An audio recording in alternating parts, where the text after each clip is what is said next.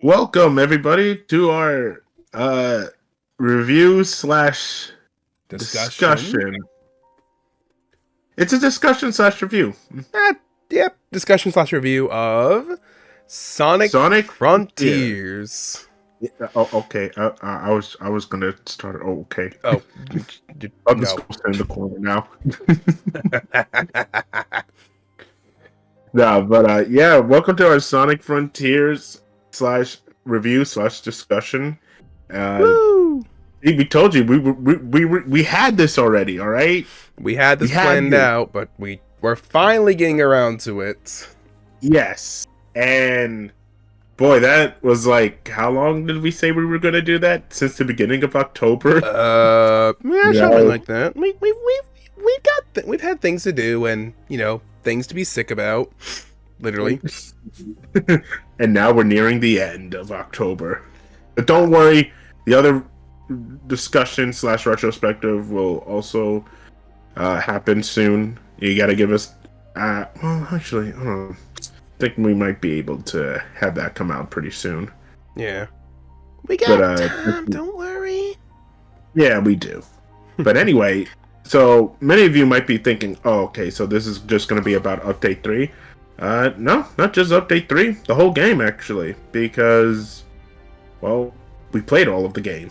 Yep. So, might as well talk about the whole game, our experience, the build-up, and what we thought about playing it. Now, obviously, we're not going to be talking about, like, everything. Yeah, we don't want to go We're going to be too depth into this. we're talking about more of the important stuff, like the story, the actual gameplay itself, bosses, and of course the updates we're going to touch upon too. So, yeah, grab some popcorn or whatever snacks you like to eat. You can even grab your cucumbers. If you like cucumbers for snacks, then you grab those and enjoy us. Two assholes just discussing Sonic Frontiers. A cucumber sandwich and a nice hot cup of tea. Exactly. Yes, thank you. Also, spoilers. Spoilers. Avi. Spoilers.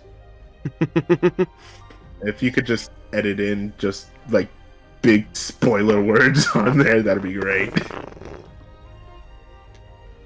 But so, where do you want to start off? I'd say let's start off with the build-up. Huh? The beginning. All right, that's a good place to start, actually. So, it was around. It was the 30th anniversary? The 30th anniversary for Sonic Central. Yeah, it was a Sonic Which was the Central. first. I believe it was the first Sonic Central, if I'm not mistaken, actually. And they, of course, teased. Oh, I'm sorry. Go ahead. No, I was about to say yeah, you're right. They, of course, teased Sonic Colors Ultimate and.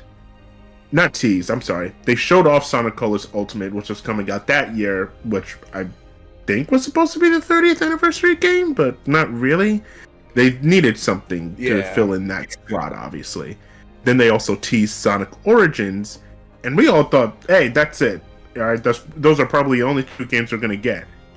Until the end, where we just saw Sonic running in a forest. The digital pattern in his run. Digital pattern, and he was starting to glow a little cyan light around him, which was interesting because we all know about the Wisp. So I'm pretty sure some of us were thinking, "Oh shit, he got Wisp powers again." All right, well, what's this adventure? But then he started to boost and make a pattern, which was interesting to say the least. And that's all we got. Yep. And from that point on, what we got was a barrage of rumors and leaks.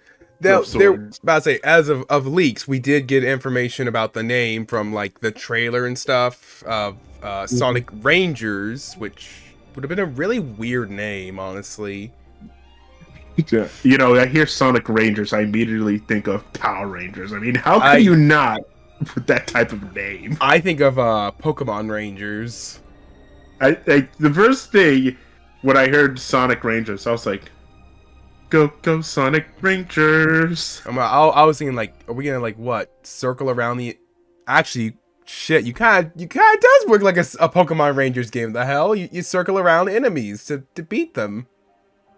You also, at the same time, in that Sonic Rangers leak, supposedly it was like an open world area. Yeah.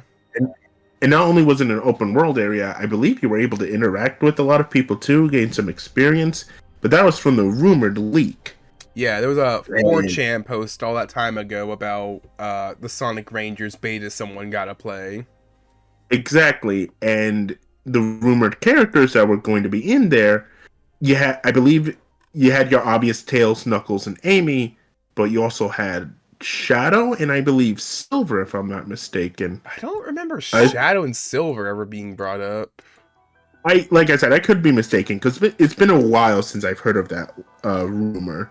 Yeah, but I think more Shadow than Silver was in that leak because obviously everybody wants Shadow in like the newest Sonic game because, oh, fuck, man, he's cool. Who wouldn't want to play as Shadow? See, you know, Shadow would actually work really well in this gameplay style, but that's for a different thing. Well, we'll get more into that later on. Yeah. But yeah, man, Shadow was such a big. Not Shadow. I'm sorry. This was such kind of like a big thing that was going around, mainly in the Sonic community. I think everyone else was just like, "Oh, that was the thing. So what now?" You just wait. And wait we did until we got to the Game Awards that year. So, you and I were both watching the Game Awards. Yeah, we were watching it together. And they showed off 2 Sonic trailers. Sonic the Hedgehog 2, the movie, whoop, whoop. Which, by the way, movie's fantastic. Maybe we'll do a movie track commentary one day. I don't know. Maybe. That'd be interesting. That'll be very interesting. It's video game related still, so I mean, who knows? But we saw the trailer for that. Movie's great. And then we got the trailer for the new Sonic game, which was very interesting, honestly, because I was like, huh, they're actually showing it off already? Not all of it, obviously, but they actually were like, all right, then. Yeah, that was the one that showed off the open world and then had the Supreme tease at the end, correct? Not Supreme. I believe it was Giganto. Shit, Gigantico, yes. Yeah. And that was interesting to say the least. I know a lot of people immediately, the biggest thing that a lot of people said, Breath of the Wild was Sonic the Hedgehog. Yes. Yeah. And which is, you know what? Keyword for open world. They're just more key for open world now. I can't even lie. I saw that, I'm like, so it's Breath of the Wild with Sonic the Hedgehog. Okay, you know what? Bring it on. I'm all for it. Let's see where this goes. Throughout the whole thing, though, I was cautiously optimistic. I don't know about you. I was cautiously optimistic. I was definitely cautiously optimistic, too. Especially after Sonic Forces. And when Jonathan gets to that game, I'm going to go more into why I can't stand that fucking game. It's not bad. It's just so disappointing. Like, it's as disappointing as Star Wars Episode 9 is disappointing. You wanted something, and all of a sudden, it's just you didn't get exactly what you wanted. But even then, you expected nothing, and you still got nothing. So yeah. But anyway, with that trailer being shown, we were waiting for a good few months, I want to say.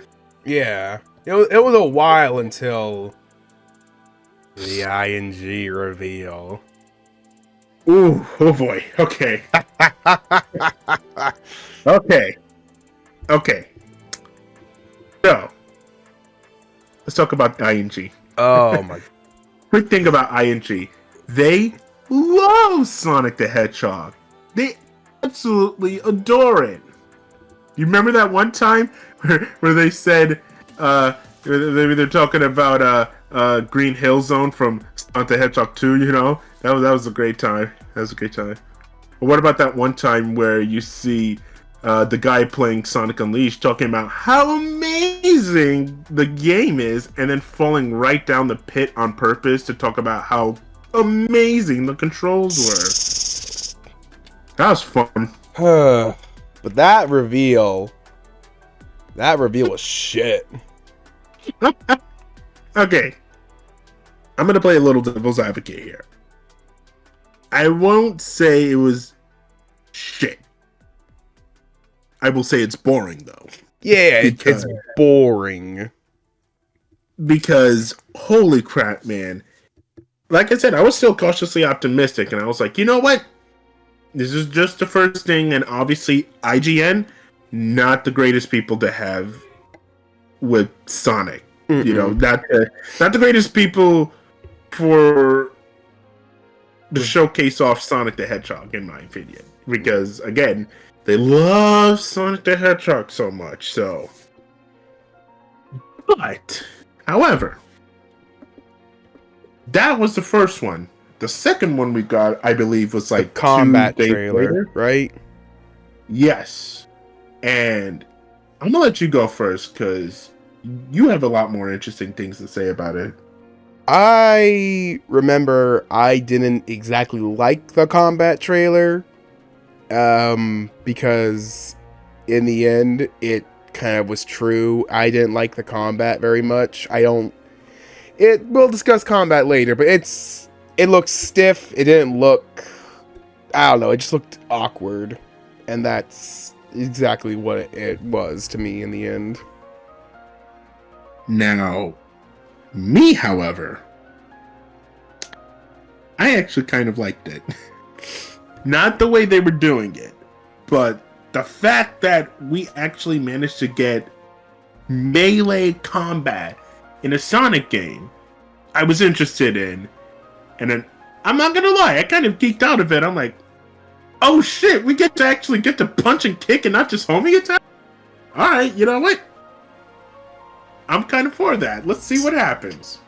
Let's see what happens with this. Well, yeah. And... Oh, I'm sorry, go ahead. I'm about to say, don't forget, you're a big, hack and slash, beat 'em up kind of guy. I love Devil May Cry, yeah. I can't help it. Obviously, if you've seen me gushing about Genmo Onimusha, you will see that I fucking love hack and slashes in general. But, man, I was genuinely excited, because I love... The thing about Sonic was the fact that he's not a brawler. Not the way unless you're Knuckles in Smash Brothers, then he's a brawler. Well, even then, in Smash Brothers, you know, most of his movesets are 2 spin dashes, a homing attack, and spring. And obviously his melee attack is punch and kick like everyone else's. Yeah. But the rest of his moveset is him turning into a ball. So to see this, you know, obviously he's still turning into a ball, but you see him, like, throwing out, like, basically key spheres, or not key spheres, key blasts, like in Dragon Ball, and shooting a bunch of stuff at enemies, and not with guns, just himself, like shooting energy blasts. I'm like, holy crap! Alright, I'm interested. And from that point on, every trailer since then, ooh, I got more excited. Now, Jonathan, however, did the smart thing. He didn't watch any of them. Yes, I've gotten to the point in video games where I like to go in very unknowledgeable. I did it for Xenoblade 3, and it was probably one of my favorite experiences doing that. So it's something I start to do now. No trailers for me, please. And honestly, I applaud him, but I also kind of pity him, because I'll get to that trailer in a bit, but this very first actual trailer we got was the story trailer, and I was interested because you see Sonic rescuing like this little the Coco is what they're called now, You see him rescue them, and then you see him right up to the cyberspace stage, the entranceway, and you see him put his hand on there, and also saying "Sage," which is to us before anything, we thought that was a new bad guy. Like, oh, okay, what's this? What's the deal with this little kid? So that was actually interesting to say the least, and then to see Amy's in there as well, I was like, oh. Okay, that's cool. What's she doing here, though? Which is funny because in the very first teaser, we all heard Amy's voice. Yeah. Like, is that Sonic? Maybe it's Amy. I don't know. And we were right. It was Amy. And I mean, I know people didn't like cyberspace too tough, even the concept, but I'm not gonna lie, I was interested when I saw it. I was like, oh, okay. Going through Sonic's previous lives, that's actually interesting. I'm all right. Cyberspace was definitely interesting, but we'll get more on that later. Yeah, definitely. I will say though, people that was also in the rumor as well, if I'm not mistaken, about cyberspace stages. They said the music, I remember specifically the music went hard, which I guess I got a different ideal from that. And not only that, we also thought that was going to be the main game, and the open area was just going to be the side piece. If I'm not mistaken, because we all thought it was just going to be another. I think it was the other way. It would be open world where then you'd have these small little extra levels. Oh, really? Yeah. Like I said. Yeah, I just honestly, I just didn't care for rumors or leaks. So, I mean, the 4chan leak was actually like very impressive looking back on it. It actually details stuff like where you actually fight Gigantic Supreme, and then you actually fought Gigantico there first.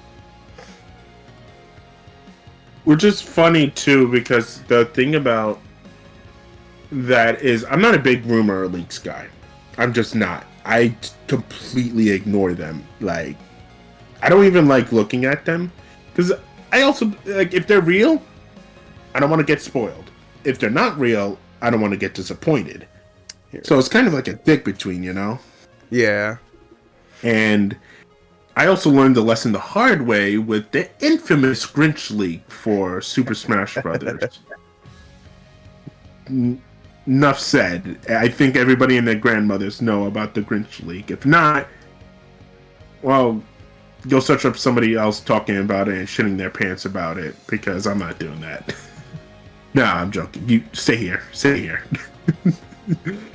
But yeah, man, going back to the trailers, every single trailer that came out since then was very interesting, especially the TGS trailer, which you were now able to see after the game came out, where we actually got to see Super Sonic for the first time. And that was interesting, because I was like, wait, did we get to play as Super Sonic already? Like, I didn't even know this is the first stage, but I was like, so he's in the game? That's cool. Yep. Probably just doing his regular stuff though, like just, you know, homing in on people, and that's it. You know, maybe doing their speed boosts. Well, right. And I'll tell you one thing. Little secret. I was broke around that time. Completely broke. I remember this. This nice fellow over here. This guy right here. This guy right here. Shush. He was genuinely nice enough to actually buy me the game as well, because I didn't have enough money. And I'm not gonna lie, I was like, dude, I will pay you back if you actually do get it for me. And I even fought you on this too, because I'm like, it wasn't a sense of, you did. It wasn't a sense of pride. It was just more of the fact, like, dude, I don't know, man. I don't want you to, use your money on me.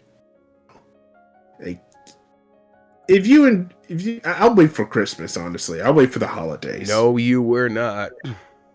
Yeah, man. You were so adamant about getting me the game that you were like, I am going to buy you that game one way or the other. I even think you were actually just like, you know what? Screw it. I'm gonna go to GameStop near the actual launch date and get you that game. I was gonna be serious about it because I wanted to Yeah. experience it day one with you. Well, yeah. If you guys don't know, we're huge Sonic fans. We wouldn't be having this discussion if we weren't huge ass Sonic nerds. No siree. Sonic Which Fall also, Live. Which also, by the way, quick thing, John, I do want to talk about Sonic.exe on the retrospective because around that time a lot of interesting things came up about that. The But we'll talk more Halloween? about Yeah. Yeah. Anyway, back to Sonic Frontiers and what you were about to do. So you were about to buy it until I saw something. I was like, oh, wait a minute. I think I saw that I had reward certificates. And I had a little bit of money left over. And I was like, oh shit, this is actually enough to get the Switch version. Couldn't get the PS5 version. Only reason why is because I was about to travel. I was about to go out of town Yeah. for Thanksgiving. So I was like, okay, which is it? Do I want to get out my PS5? Or do I want to take it with me on the go? Then that was already instant. Like, you know what? Screw it. I'm gonna get on the Switch. I don't care if people are like, the graphics aren't as great as the P. Hey, listen, I get to take this amazing game on the go, and I shit you not, John. I felt so bad over the fact that you couldn't see this, that you didn't want to see this trailer, which was the Showdown trailer. I And remember. It wasn't even that big of a spoiler. You know what? It actually was a little bit because I didn't really realize you were gonna go supersonic for the Titan fights. Really? oh, holy shit! Well, first off, the main theme was leaked completely on the internet. Like the full theme was leaked completely on the internet, and Which one? I'm Here Oh yeah. and Vandalize actually. Both I'm Here and Vandalize were actually leaked, and they're both great. Although it's weird that you don't hear Vandalize at all. Unless you play it properly. Not Yeah. properly. I don't think I've really heard Vandalize still. I don't really care. It's not a bad song, but it also is just, it doesn't fit. Yeah. Because it, especially like the actual song, like the main song, I think everybody already knows this. The main song is about something completely different than what they were singing for Sonic Frontiers. It's still the same lyrics and whatnot, but they had to change a few things. Especially because the original version is uncensored. So that was weird. The song, like I said, the song itself is not bad at all. It just doesn't fit with Sonic. Unlike I'm Here, which I was like, damn, dude. This is, this was an amazing song. And I was honestly like, dude, Sonic, with this song, I feel like Sonic's back, man. Like, Sonic is back. I even told you about that. I was like, dude, Sonic's back with this song. You need to listen to this song. You need to listen to the song right now. I remember there was some part of I'm Here I heard, and I was like, meh. It's all right. You did not care for it. You're just like, whatever. That changed, obviously. Yeah. And man, with that Showdown trailer, everybody, including myself, we all got fucking hyped as hell when you hear I'm Here, like an instrumental version of I'm Here in the background, which is like the second verse, and then you hear the instrumental part where you see Sonic holding onto Shark, fighting other giant mini bosses, and then you get to that part where Sonic reaches the Chaos Emerald, and then they dropped it. They go hands in, showing the combat, showing off some puzzles, showing off his parry, and then the ending. Oh my god, the ending of the trailer. Holy shit. that sealed it. No joke. That was the moment where I was like, I need this game. Because you see Sonic running in a field straight towards Giganto, and looking at him dead serious, Chaos Emerald pops out. He goes Super Sonic like he's a Super Saiyan, and he straight up flies into the air and is like colliding fists with Giganto. And I'm like, I need this in my bloodstream. I need this game. And safe to say, as soon as the game came out, I fucking loved it. I loved every minute of it. Like, this game is top 3 for me. Top 3. Not even top 3. The game itself, updates and everything, I honestly consider it to be on par with Sonic Unleashed, which is my number 2 favorite Sonic game of all time. Number 1 is obviously Sonic Adventure 2. Nothing can ever replace that. But it was so good, like, that was on par, and I was like, holy shit. It's good. That'd be good. Huh? But we'll get to that later. Oh, somebody has a few choice words. But anyway, let's talk about the actual main game. So, Jonathan, what do you, What to even start with? Seriously. I would say, yeah.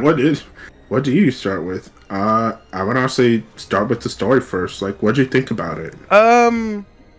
Honestly, the story. Like, now thinking about it, I think the story could be a little bit less melancholy overall, but I really enjoyed it. I haven't really read the comics, but I've been following some of Ian's work a lot on just like seeing through panels and then like reading, like watching recap videos and stuff. And he writes really good, and I was excited to see him like work his magic here, and I think it came out really good.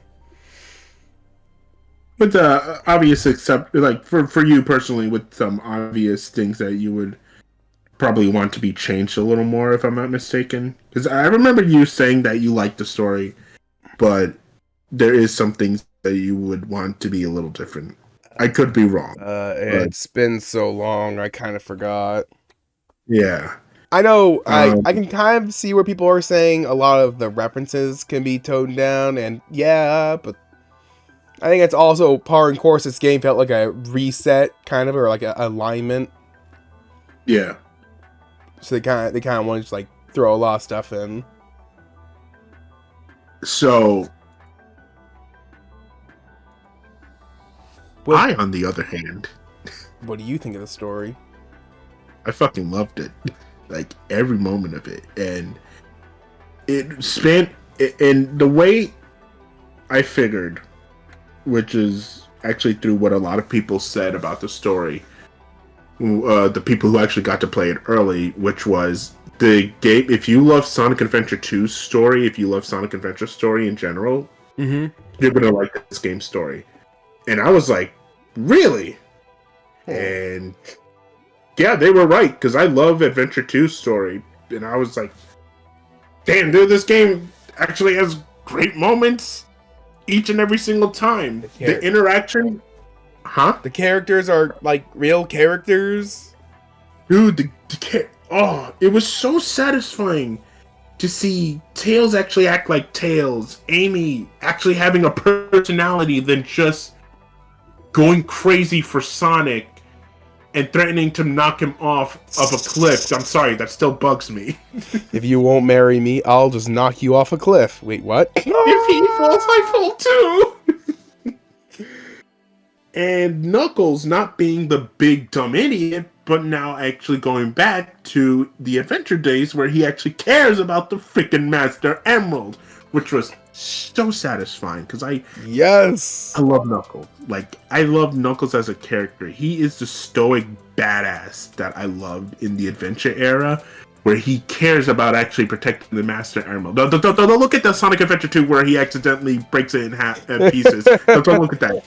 Don't look at that, okay? that wasn't. He did that to protect the Master Emerald, despite breaking it in pieces. I don't know how much that is protecting, but I digress. Hey, listen. He was protecting it from Rouge, okay? Uh-huh. Mommy wanted the jewel, and Daddy said no. Excuse me? Mommy wanted the jewel, and Daddy said no, so he broke it. Oh, okay then. Okay. No, but man, I love the fact that Knuckles was honestly, I wouldn't say serious, because he had a somewhat of a playfulness, which was due to the fact that him hanging out with Sonic, obviously, for so many years. Yeah, they're like brotherly rivals. Which, by the way, I want to point this out right now. Hold on, let me get a little close to the mic. They weren't giving off gay vibes, okay? I'm going to throw that out right now. I didn't think that. And if you did, okay, well, that's your interpretation. For me personally, though, I didn't think they were giving off gay vibes. If anything, when I saw them looking at each other that way with the eyebrows raised, I was like, oh, that's years of rivalry right there, man. Like, that is years of rivalry and friendship and a little bit of grudge, because we all know that they had a tussle in Sonic 3 and Knuckles. And, you know, Knuckles was kind of like probably a little salty still, if I'm not mistaken. You know, but I love the fact that they had the rivalry in there. I was like, yes! I've wanted that for so long in a Sonic game, for him to go back to. I obviously I like them being friends, I really do, but I also wanted that rivalry between them, like they did in Adventure 1 and even a bit of Adventure 2, because they were friends. But you still see that Knuckles was like, you're kind of pissing me off right now, all right? I need you to back away from me before you continue to annoy me. Yeah. And I love that.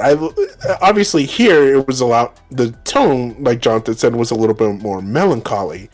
So you also get to see an actual depth to Knuckles' character, where yeah, he is alone, and you feel that. Like I'm genuinely glad they went into that with Knuckles. And I'm gonna get into all the characters, but this is the one that I really liked the most, was the fact that Knuckles feels alone on the island, on Angel Island Zone. And yeah, why wouldn't he? He's the last of his kind. He's the only one protecting that Master Emerald. And despite him hanging out with Sonic from time to time, this is his duty. This is his mission, as the famous song implies, you know, unknown from ME. This is exactly. This is his job. And he has to do this in order to not let it fall into the wrong hands. But it gets lonely. And I love the fact that they touched upon that in that heart-to-heart moment between him and Sonic, where he's like, hey, listen, man, it's lonely up there. And I may need to go and actually start exploring stuff on my own one day, too. And, man, I tell you, that was a great moment for Knuckles, honestly, because that was... Oh, I'm telling you, we did not get any character development throughout the 2010s with any of these characters, and it is so satisfying to see characters be treated like characters again in this game. When was the last time we actually got Knuckles development in the first place? Like, what, Adventure 2? I would say, well, actually, this is not being an Adventure 2 fanboy. This is just memory. 06? Been so long. No, not 06, actually. 06, he was just a background character, mainly. Yeah. I would actually agree with you. It might be Adventure 2, because you still see he had a bit of rivalry with Sonic, but you also see that he's also starting to hang out with him more and get less annoyed by him. So, I would say maybe that's the last time. But it was great to see that. And gosh, let's go to the next character, who's the first character you actually find. But Amy Rose. Amy, holy crap! Let's talk about Amy. I don't mind her loving Sonic. I don't mind her being crazy for Sonic. What I do mind is when she's fucking batshit insane, stalkerish, obsessed, creepy levels of annoying. Yep. That was the 2000s. Nobody liked Amy in the Well, 2000s. You say that, but apparently a lot of people liked Okay. Amy back then. That's why Okay. you hear a lot of complaints about that. Let's just bring that up for a minute, because that's something I actually also kind of want to touch upon.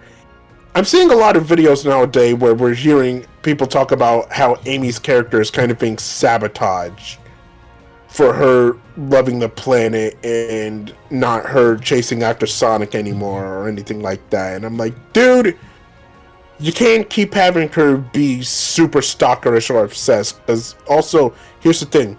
What would be the point of Sonic hanging out with her then? Yeah. Like, because it makes no sense. Why would he be around her if...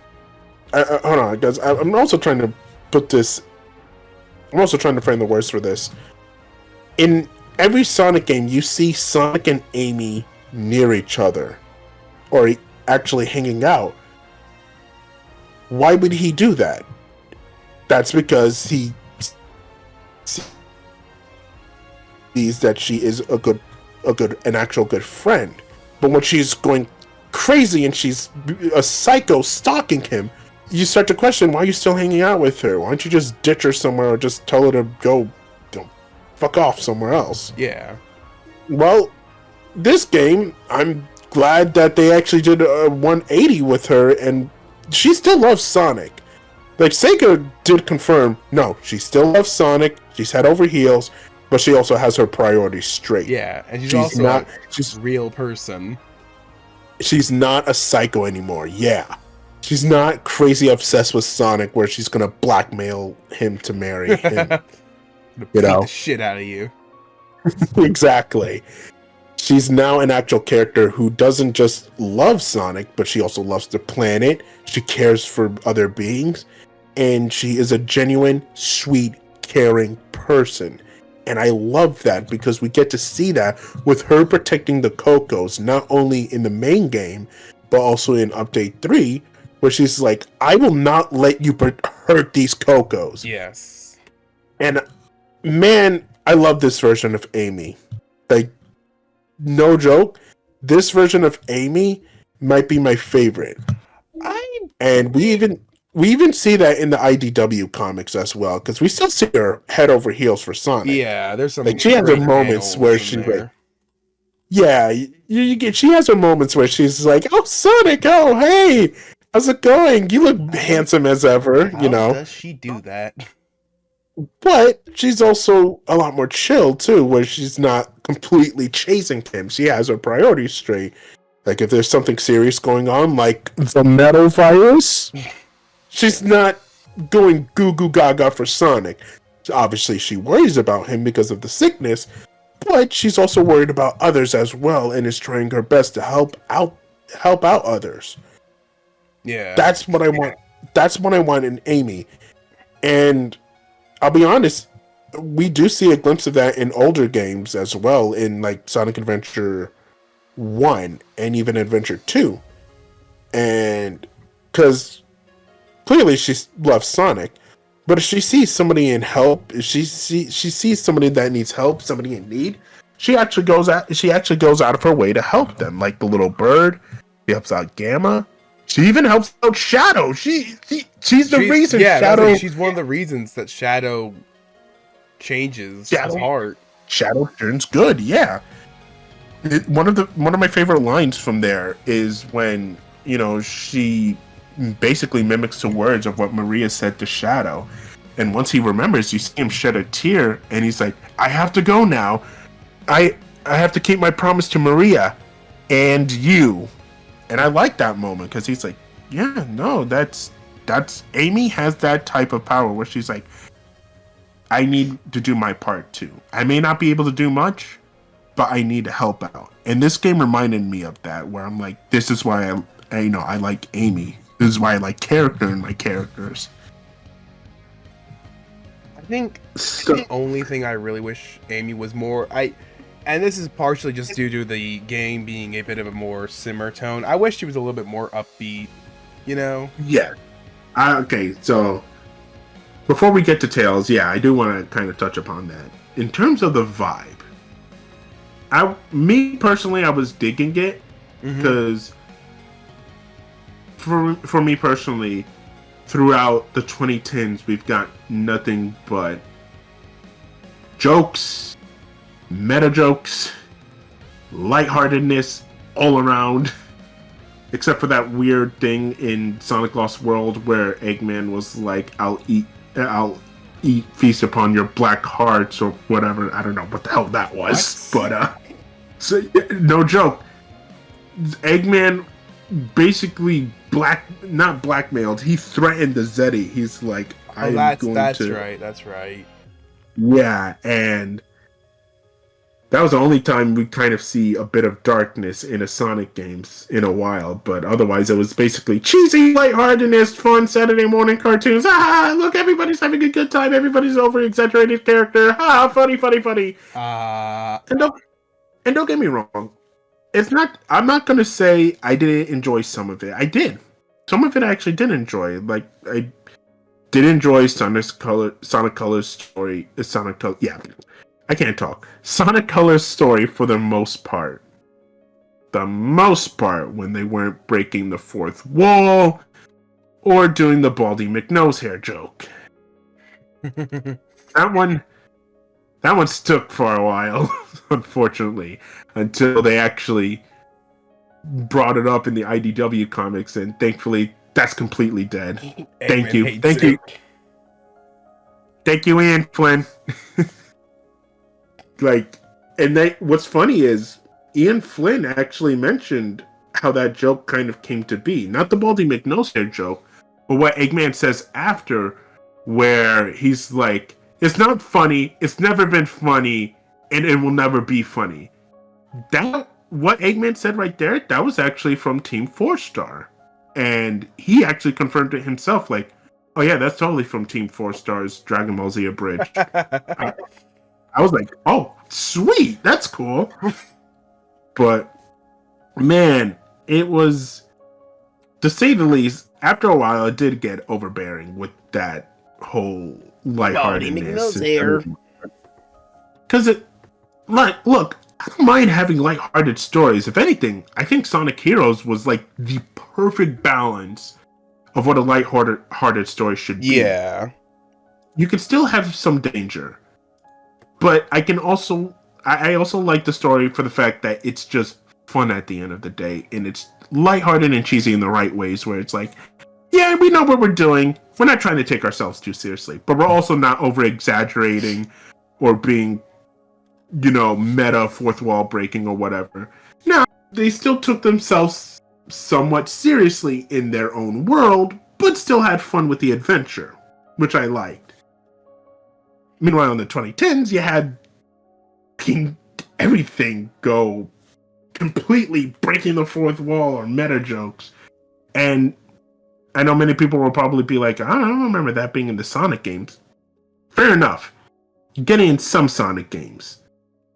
But, Jesus Christ, Sonic the Hedgehog Twitter page was nothing but fourth wall breaking. Kind of still is. It kind of still is, but they toned it down, though. Yeah. I'm honestly grateful for it, because I don't mind fourth wall jokes. I really don't. If you got a good one, let me know. Chowder's one of my favorite shows, so that's how I feel about fourth wall breaks. Chowder's a very funny show with fourth wall breaking, but it has to be done right. Chowder's one of the right ways to do it, so is Deadpool. What's one that isn't as good as those two, which is not Sonic? I'm trying to remember. I can't think of one. If I think of one, I'll probably come up with it. Yeah. But yeah, it was annoying after a while, and I got tired of it. Now, I wasn't on the complete hate boner like every other Sonic fan was, where they were basically saying this is the worst era to ever exist, all hail the Dark Age era. Guys, come on. I like the Dark Era, but I'm not blind to the fact that they did have some missteps back then. Yeah, this ain't the Dark Era. Do we really need Sonic kissing another human to remind you guys why the era wasn't so great? I mean, I'm just saying. I like Sonic 06, but I ain't that stupid of seeing that it ain't that good. Like, Jesus Christ, man. I will admit, though, somebody brought up that, yeah, the Dark Era might have not been as popular as people liked, but there was a level of cool in there where it's like, Sonic, despite us not caring so much for them trying to be edgy, they did actually make Sonic legit cool back then. And I kind of think they, in my opinion, not in my opinion, to that degree, I agree over the fact that, yeah, they kind of took out that coolness around the 2010s, where he was somewhat cool, but he was a little bit more goofy and zany, like a Looney Tunes character. And yeah, I can see that.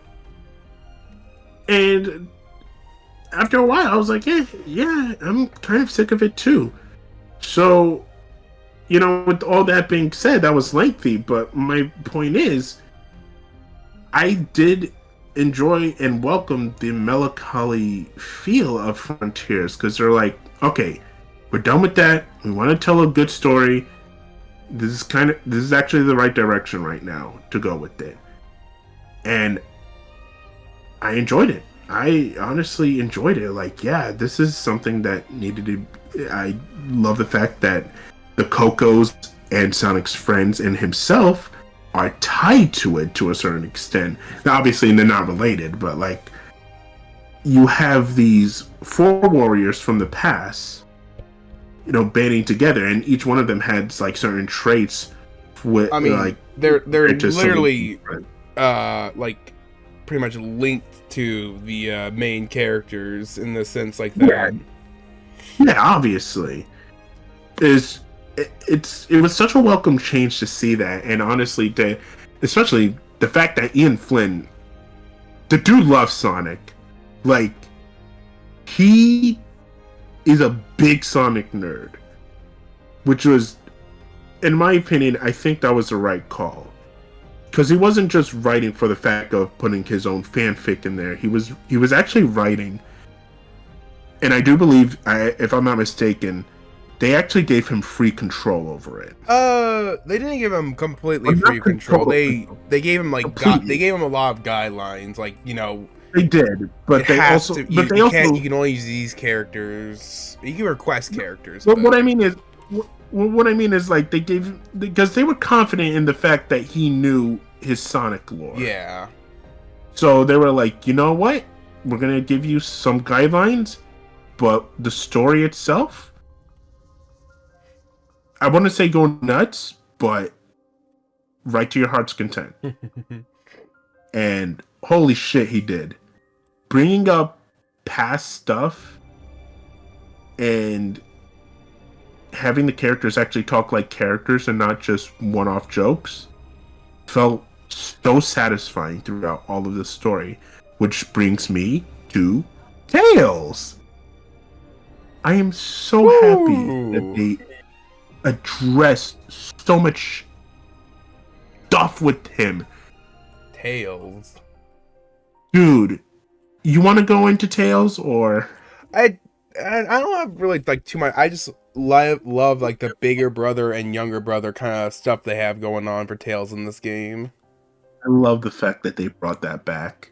Like, because the obvious joke we all know was that Sonic and Tails kind of looked sus or suspicious. I'm gonna say suspicious. I ain't gonna say sus. People thought Sonic and Tails were gay back in the 2000s. That was their headcanon, because especially since Tails had like a high voice, the Sonic community, they were like, oh, the running joke was that they're gay. which they aren't. The actual implication was they have a brother type relationship.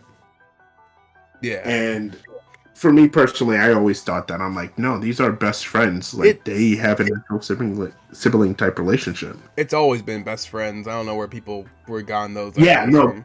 Well, it's the internet. Of course they're gonna have ideas like that. Never mind. Yeah, and I love the fact that they brought that back in this game, honestly. Like, especially bringing up past events with Tails. And Sonic talking about, dude, you're awesome. Like, they basically had the Tobey Maguire and Andrew Garfield talk from Spider-Man No Way Home, basically. It's like, you are not lame, okay? You are amazing. Ooh, You are amazing. Huh? I was doing it's a pun. Get it? You are amazing. The Amazing Spider-Man. You are amazing. What do you say? And yeah, essentially, Tails was amazing, and he still is amazing, especially in the new movie that came out around that year, Sonic the Hedgehog 2. Oh, Sonic the Hedgehog. He was so good in Sonic the Hedgehog 2. He was useful. He wasn't just a sidekick. He was Tails, and I loved it. I was like, yes, I want Tails to be useful and be confident in his own abilities. Now, obviously, it was a starting point for him in the movie universe for Sonic, but you still see that was Tails. Like, they clearly wanted Tails to feel like how he did back then in older stories, where he was confident in his abilities, his intelligence, and he wasn't so much of a screw up. Now, obviously, he was still like the little brother, so, Sonic was the main hero. But you still got that connection to Tails, like he also wanted to be the hero as well. And in this game, I love the fact that they brought that up. Like, dude, you're my best friend, but I also kind of want to step out of your shadow. Yeah. Like, I need to fly, basically, on my own. With his, tail butt. For a while. That was such a great moment, especially since they brought up the most infamous moment that everybody loves. I was so nice. It was so good to hear that. Oh, that was a moment where I was like, I think the whole internet and I will thank you guys for what you did about bringing up that moment with Tails showing his ass to Chaos Zero. Thank you. Yes, thank you. Because that was a stupid moment. A very, very stupid moment that did not need to be in that game. In fact, the whole story just didn't need to be there. But I digress. I'll talk more about that with the Sonic Frontiers. I'll talk more about that with the Sonic Forces playthrough when Jonathan does that. Anyway, so yeah, with that being said, that character growth for Tails, I'm honestly hoping they stick with that, along with Amy's character growth and Knuckles' character growth. They'll definitely be sticking with all this stuff.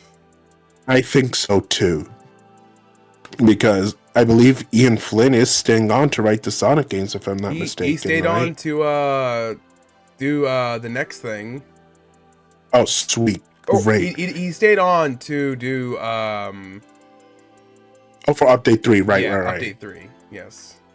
I do think they're going to keep him on, though, because especially the fact that people have a lot of positivity towards the story. Like, there's a lot more positive than negatives. He's going to come back, I feel. Oh, yeah, there's no doubt he's staying on. Yeah. And I'm also going to bring this up, too. The moments where we're talking about the past, holy crap, it didn't feel like they were doing a meta joke. They were actually bringing up the past because that's stuff that actually happened to them. It felt natural. Mm-hmm. I know some people are like, there's an overabundance of it. I'm like, dude, these characters experience this. They're not bringing it up in a way where it's like, oh, haha, remember this? Or, oh, that's funny. It's just like Shadow. No, it's in a natural way where it's like, oh, this is similar to the event of what happened with Dark Gaia. It's as powerful as this laser. And again, for me personally, it felt natural. To me, like I said, it felt like they were trying to like, okay, we're actually trying to rectify and clean up the history of this series, which is why I was really okay with a bit of an overturn, you know. I personally liked it. I didn't feel like it was too much. If anything, I was like, no, for me personally, it was like this was part of their history. So obviously they're gonna, compare it to other parts of what happened to them in the past. Yeah. It felt natural. And especially when they brought up, like, especially Sonic, when he brings up other characters, when he's like running around in the open zone areas, I love the fact that he actually talks to himself with some of those views, and he's like, "Oh, I think like Shadow would like this," Which kind of crazy because we got confirmation of like characters like Jet the Hawk and also even later we got Styx the Badger and fucking Tangle is real. Tangle is 100% confirmed. Styx was a weird one because I'm like, wait a minute, isn't she only in Boom? Not anymore. Guess not anymore. So that was weird. But Tangle and Whisper, I was like, well, yeah, obviously they're part of the IDW comics. Is canon from what I hear. Yeah, it's nice to actually hear like real confirmation of yes, this is real. Yeah, it is canon. So I'm actually very satisfied with that because the stories are great in there. Although I would have liked Sonic to mention the metal virus and how tiring this is, or how compared it to it. But but it's whatever. It's whatever. I'm sure it'll be like a different. Well, it also depends on when this exactly takes place. The timeline. Yeah, that's true. But I love the story, and I love the fact that it wasn't completely melancholy too. There was some moments of levity and some moments of fun, obviously, especially with Sonic. Like the giant biggest goal ring. I love that moment where Say straight up asks, "What's your end goal?" It's Sonic. Sonic being Sonic is like, well, it depends. Sometimes it's a spinning sign, other times it's a big old ring. I'm like, what? He actually sees those. Okay. Okay. He sees that. The hell does that okay. mean? That's funny. That's actually funny. I like that. But one of the biggest moments for me that showed that even in this melancholy state, this feels true to Sonic, in not only his character, but in the franchise. Sonic smiling through all of the pain. Yep. Showing that he pushes through whatever situation he's in. He just pushes through, and this is why I love Sonic and why I love the Dark Era stuff too, because yes, we did get all this crazy stuff. Yes, we did get exaggerated boss fights with Dark Gaia, the Bio Lizard, Solaris, him basically fighting gods, demons, monsters, genies.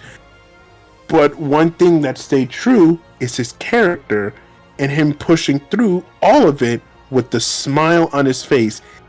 And one of the moments that I would like to compare it to is Night of Sonic and the Black Knight, where even when he was near close to death, being beaten to death by Merlina, I just gotta do what I gotta do. That's all. He was still smiling through it, and I'm like, that's Sonic. That's the Sonic I love. And that's the Sonic we got in this new game as well, where he was also close to dying here. And he was still smiling, even though he was in a lot of pain. And I was like, that's Sonic. You got the character down right. You got his actions right. You got his personality right. You even got his dialogue right. This is Sonic. And this is how, in my opinion, they should continue to write him like this. Where, yes, he knows there's danger. Yes, he knows the situation is dire. But no matter what, he still has that smile on his face knowing that it's gonna be okay. Yes. That they're gonna push That through it. And I was like, is Sonic to me. oh, I that was wholeheartedly agree. that was such a fantastic moment, and that for me, that's what summed up this game. Is it's melancholy, but through it all, Sonic just smiles through all of it to show it's gonna be okay. We're gonna get through this,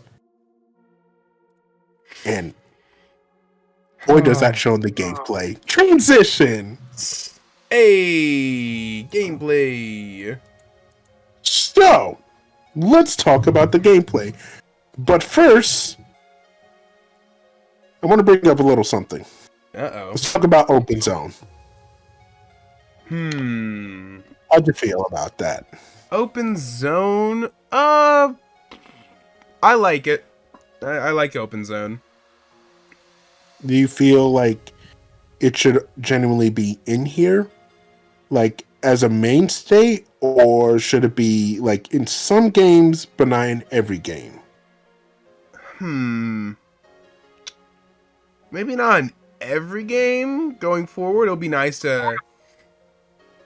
I guess it depends on how many Sonic games we're going to be getting. Like, obviously, you can't have an open zone in every single one of them, but it's a good question. Because I actually agree with you. I like Open Zone. I do not think it should be in every game, though. Yeah. It should be in some games, but not every game. Especially in the mainline series, because this was an experimental thing. And I feel like, Sega, listen to me right now, alright? I'm getting up close to the mic, alright? Do not do what you did in the 2000s and basically get rid of all the ideas that were neat, but because it failed in execution, you just scrapped it altogether. If they do I don't know what the hell they're doing anymore. Do not do that. We're not saying this is bad. Far from it. It was a good start. You just need to work at it. Continue to work at it. Continue to fine-tune it. Continue to make it better. Please do not get rid of this. That's not what I'm saying. Just fine-tune it and wait for another game you can do it in. Not the next game, but another game where you can go back to it and be confident and be like, there you go. No, I think the next game will be another one of these. Well, if that's the case, fine-tune it first still. Yeah. Please. Now they have time to fine-tune it now. Do not, for the love of God, pull a 2000 Sega where you just get rid of it completely. Oh, if there was one thing I did not like about the 2000s, as much as I loved the 2000s era of Sonic the Hedgehog stuff, because I got an abundance amount of Sonic content, mainly through the games and the comics. It's the fact that they never stuck to their guns with any new thing they had. Nope. And that drove me nuts, because I would have loved another Sonic Unleashed. Fine-tune it to where... You kind of do. What I mean is... I'm talking about... What I mean is, like...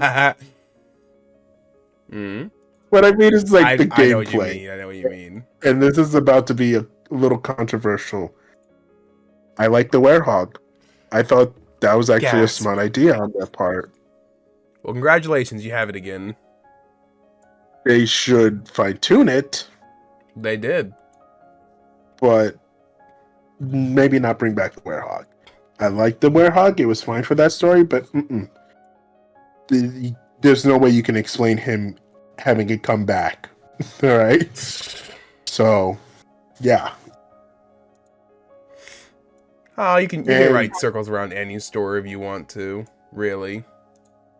Yeah, but it has to make sense, though. That's the thing. Yeah, you can make up any I don't see any sense of him actually getting the Werehog power up ever again. Like, I really do not see that. I agree. It will never happen again.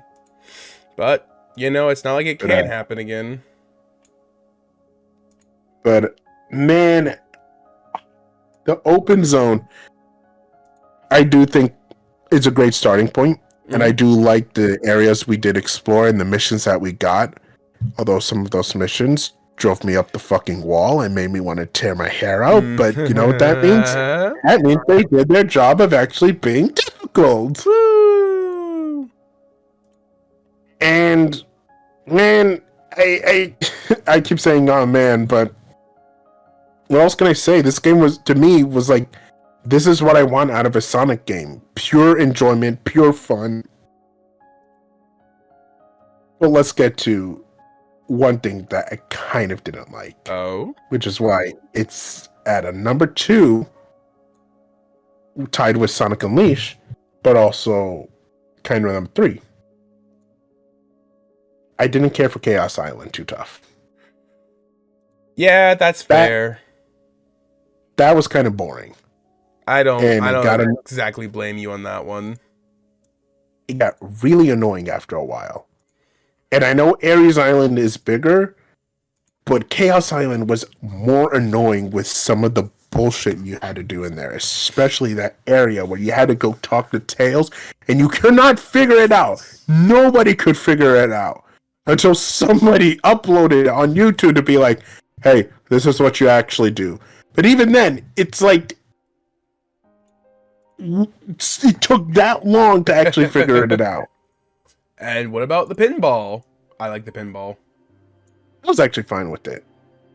That was the one thing where I was like, that's fine. The pinball's always been in Sonic, so I wasn't pissed off about that. I was like, yeah, it's fine. Probably didn't need it was that long, but, you know. Yeah, it didn't need to be that long, but it was fine for the most part. The whole area, though, was just really tedious to go through, especially like with some of the long areas you had to explore in order to get like to the next point. That did get a little annoying after a while. And it added 2D sections. Oh, we were done with this, guys. We're not done with this. We were so close. It's gonna be a pure 3D game, and instead you gave me some 2D back in there. Damn it! I just want a pure 3D game. Is that too much to ask? Yep. Yeah, apparently it is. It's mostly 3D, though. I will give them that. It is mostly 3D for the most part, and I'm happy with that. I want it to be all 3D next time, though. Okay, this is modern Sonic. This is 3D Sonic. Let him be completely 3D, okay? Maybe one Please, day. the next game, no more 2D. Out of here. You already have classic Sonic dealing with 2D. That's great. Have him be there. You know, one thing I like about personally, I hope they keep the open zone and not an open world. I don't know, open world is just so much. I think I'd rather have a smaller, contained, more polished area. Which reminds me, the whole thing needs to be polished more. Give me like actual things to run around on, not just floating things. The floating things, I will actually give that a little leeway because they're trying to make it a little bit more mystical. Yeah, they didn't really do that though. I mean, for me personally, I get what they were trying to go for here. Whereas, like, ancient technologies, the ancients built this, and it was a lot more advanced than we could, comprehend. So I kind of gave it a little leeway for that type of bullshit. Mm-hmm. But I'm not gonna lie, it was a little weird, like, they just floated there. But I gave it a pass, because I was having way too much fun with it. Yeah, I could see that. So, that being said, give me a second though. Hold on a second. Okay. Jonathan, why don't you go ahead and talk about something that you may or may not like? Not the big thing. We're gonna save that for something for later on in the discussion. But go ahead. What do you mean? Just what did you not like about the main game?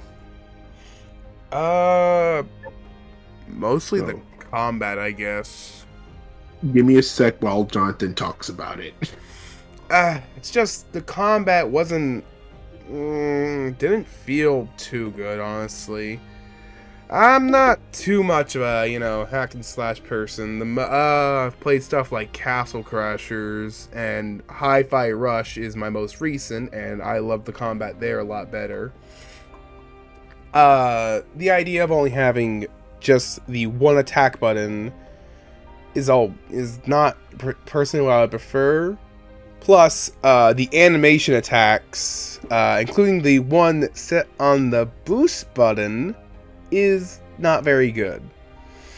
The cutscene attacks, outside of being supersonic, I do not like them at all because I feel like they take forever and they slow down the pace. So I think what I would hope for in a sequel to this game is just to be faster, a much more refined and a faster paced combat system. By the way, I am back. Yeah.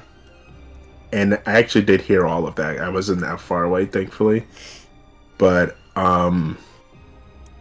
yeah, now that the hype's died down, I actually agree with you. I'm glad. Yeah, because I like the combat. I still like the combat. I like it a lot more than he does. But I'm also not fucking blind that, it needs to be a little faster. And it needs to be fine-tuned. Something we can kind of relate to something later. When I first started the Titans, the final challenge before the DLC final boss, I'm like, oh, no. This relates.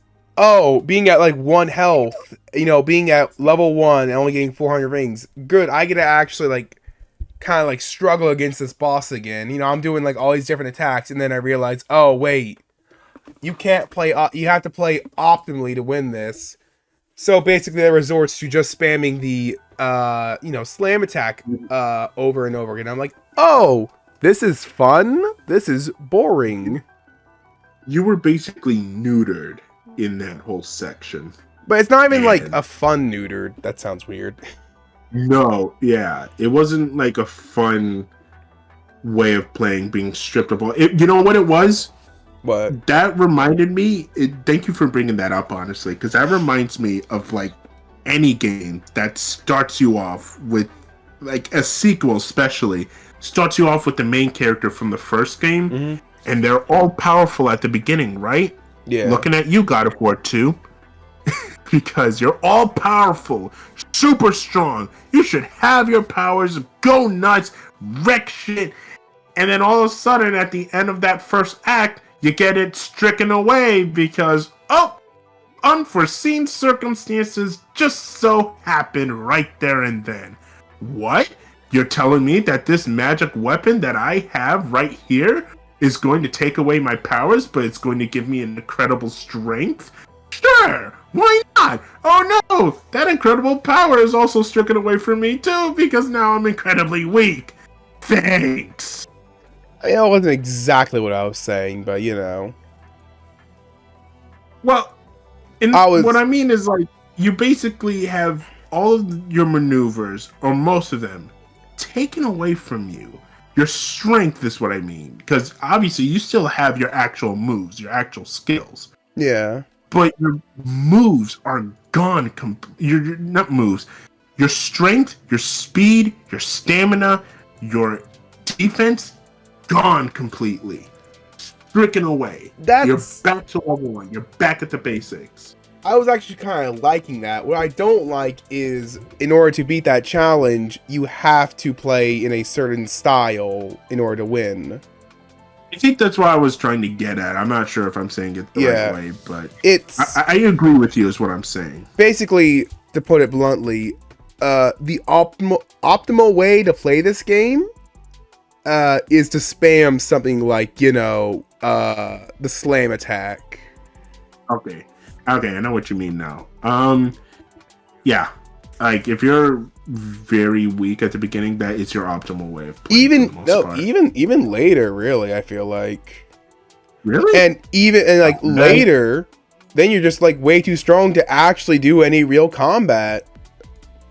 I kind of feel differently then because I actually did not feel that way.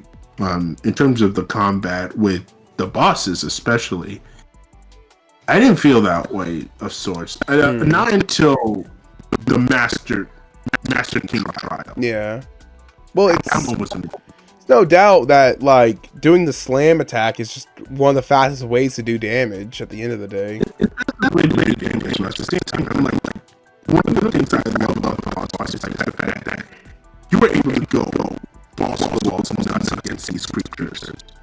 But I don't feel like I can go balls to the walls nuts with the moveset I've been given. Well, I felt that way because I was not. For me personally, I wasn't just doing, despite what the internet showed, I wasn't just doing, punch, stomp, punch, stomp, punch. Oh, stomp. I don't want to do that either. But it kind of, especially for that one thing, you kind of had to. Like for me personally, that was the only time I had to do that. But otherwise, like whenever I'm playing another boss fight, I never. For me personally, like Jonathan obviously is going to feel that way, so I'm not going to convince him. But I'm also talking about my experience as well, where I didn't feel that way. I felt like I can do what Sonic does already on the ground, but now more powerful as Super Sonic. Yeah. Which leads us into gameplay. Thank you for that transition, by the way. You're welcome. He's like, what the fuck? Yeah, sure, totally meant for that to happen. But that actually is a great transition into gameplay because I like the gameplay. Again, solid start. Fine tune it a little bit more, but it's a solid start. I like Sonic's Arsenal kit. I like his moveset. It's way better than what we've gotten in the past, all right? Yeah, it's all right. At the end of the day, the gameplay it's good. It's good. Gosh, sorry about that. Huh? But Nothing. Of course, I have problems with the combat, is what I'm saying. That's why I think the gameplay is okay, and there are certain parts of the cyber stages that I don't feel play very well. yeah, so And I can't exactly say it works very well. I kind of agree to a certain extent about the, Sonic's moveset, and obviously him now being able to punch and kick and basically going into kind of, I want to say hack and slash, because this is a little toned down from hack and slashes where they're a lot more fast paced. Well, no, because Onimusha is a little more. Onimusha is also a little bit slower paced than like Devil May Cry, but that's still considered to be in hack and slash. So I guess it is kind of hack and slash beat 'em up. But my main thing is like Sonic. I feel like this is natural for Sonic to go into, but it is a little slow though, because again they're just starting to figure out what to do with Sonic in this new type of gameplay for him, Yeah. So I think that's why for me I'm like giving it a lot more leeway, where it's like yeah. No. I definitely agree. This is like a start of something. Yeah. Hey, this is the right step in the right direction. It just needs a little more fine tuning. Yes. And that's the key word for this game. It's great, but it needs fine tuning as well. That's one of my. I was gonna get to this later. That's one of my overall thoughts of this game. Is it's a starting place for something better. Yeah, and the cyber stages. The cyber stages. I like it a little bit more than other people. Yes. But fuck, man, I cannot bring myself to really go back to it either. Like, I really can't. I think there's weird speed issues in there. It's been Dude, a while since I've played them, but it's not even just speed issues. It's also the fact that they're bringing back past stages, in these cyber stages, with the exception of like 4-9, not 4-9, but all of cyberspace 4 dash. Yeah. I'm messing like up on my words. one, But basically, all of Oronus, if that's the right one. Yeah. Oronus Islands cyber stages, most of those are completely new, with the exception of like the Metal Harbor stage. But everything else is completely straight out of a previous Sonic game. And I don't think that's necessarily bad. It's not, but one of my main things that I did go back and actually play, and I actually do kind of have a problem with, is the fact that this type of Sonic kind of doesn't feel right for these stages, if that makes any sense. Now, granted, we now have the spin dash, and it makes the stages a little bit more, in my opinion, bearable to play. Yeah. It still just doesn't feel right, because those stages are tuned for more of Sonic, like Sonic Adventure Sonic, Boost Sonic. Well, they're still like they're still fine tuned a little bit for like the newer Sonic. Classic Sonic. Well, yeah, it's just, I think they just fit more with those types of Sonic though, because like in the Sonic Adventure stage, you're more prone to explore and go fast. You know, like you're wanting to, obviously, again, go fast, because that's what Sonic does. But you're also wanting to explore in Sonic Adventure stages, even in Adventure 2, despite, you know, the story and what it calls for with the stages. You're still wanting to explore different areas, go different paths to get to the gold ring at the end.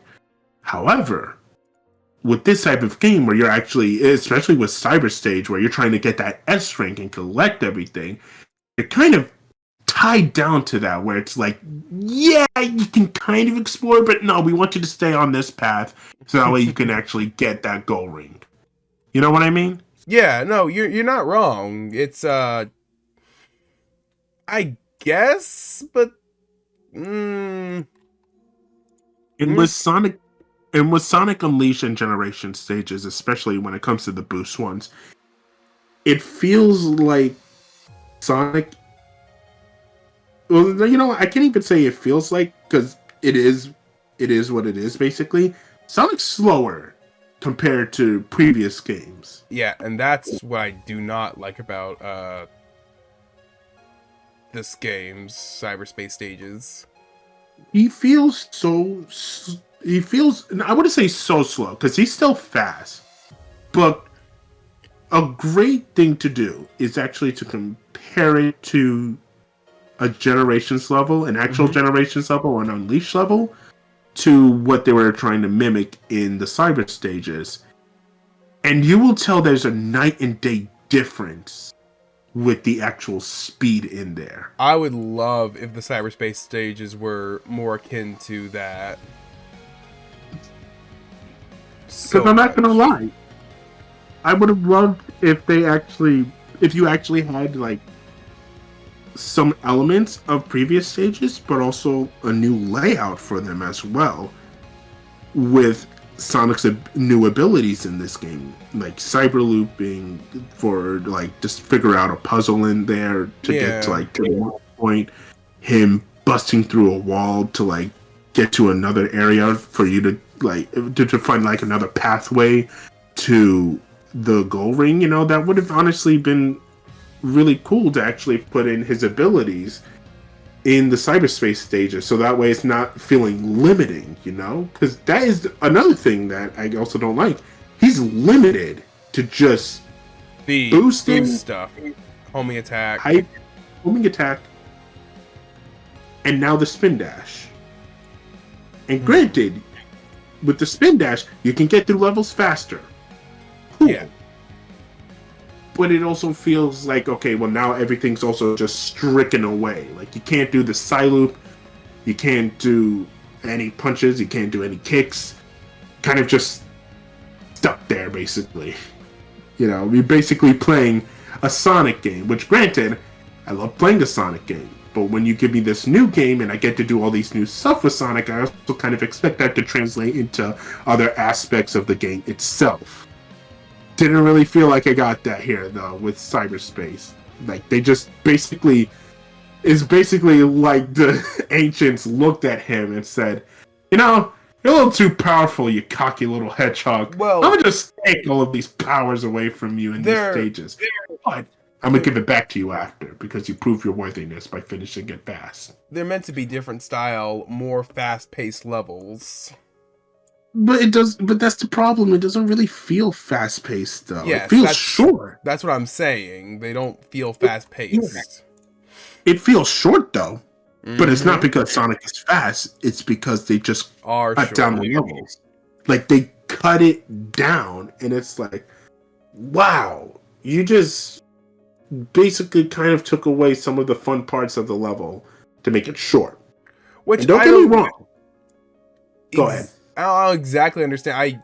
This is something when I first saw cyberspace levels and they were like these like weird abstract looking stuff. I'm like, oh man, this will be cool. They can do like so many like neat concepts, and especially that highway. You know, all those like different loops and lanes. I'm like, oh hell yeah, this will be nice. And then it was kind of boring. But you know what? You know what the funny thing is? We almost got that with the Oronos Island cyber stages. Yes, Almost. almost. Because they are like, they do not feel like any other different level. They feel like they were actually from this game, like actual original levels, despite the aesthetics where you have Green Hill Zone, Sky Sanctuary, Chemical Plant again, you know. Boy, they really do love those, don't they? Yep, that was another problem, is they just did not stop fucking with the exact same layout, the exact same designs or whatever for the levels. Like, it would be nice to like throw in like an extra 2 or 3, man. I agree, but I also kind of understand what they were trying to go here for. Because in the story, they actually do bring up that it is part of Sonic's, you know... But throw in it is another part of one. Sonic's mentality. Yeah, no. By the time you get to the final island, you're so bored of seeing Green Hill and all these places that you've been doing all of them. Yeah, I agree. It's just... I kind of give it a little leeway, mainly because it's like... I don't know how to phrase this. It's mainly because of like what the story kind of does, where it shows that it is tied to Sonic's memories. That's why I kind of give it a little leeway. Do not get me wrong, though.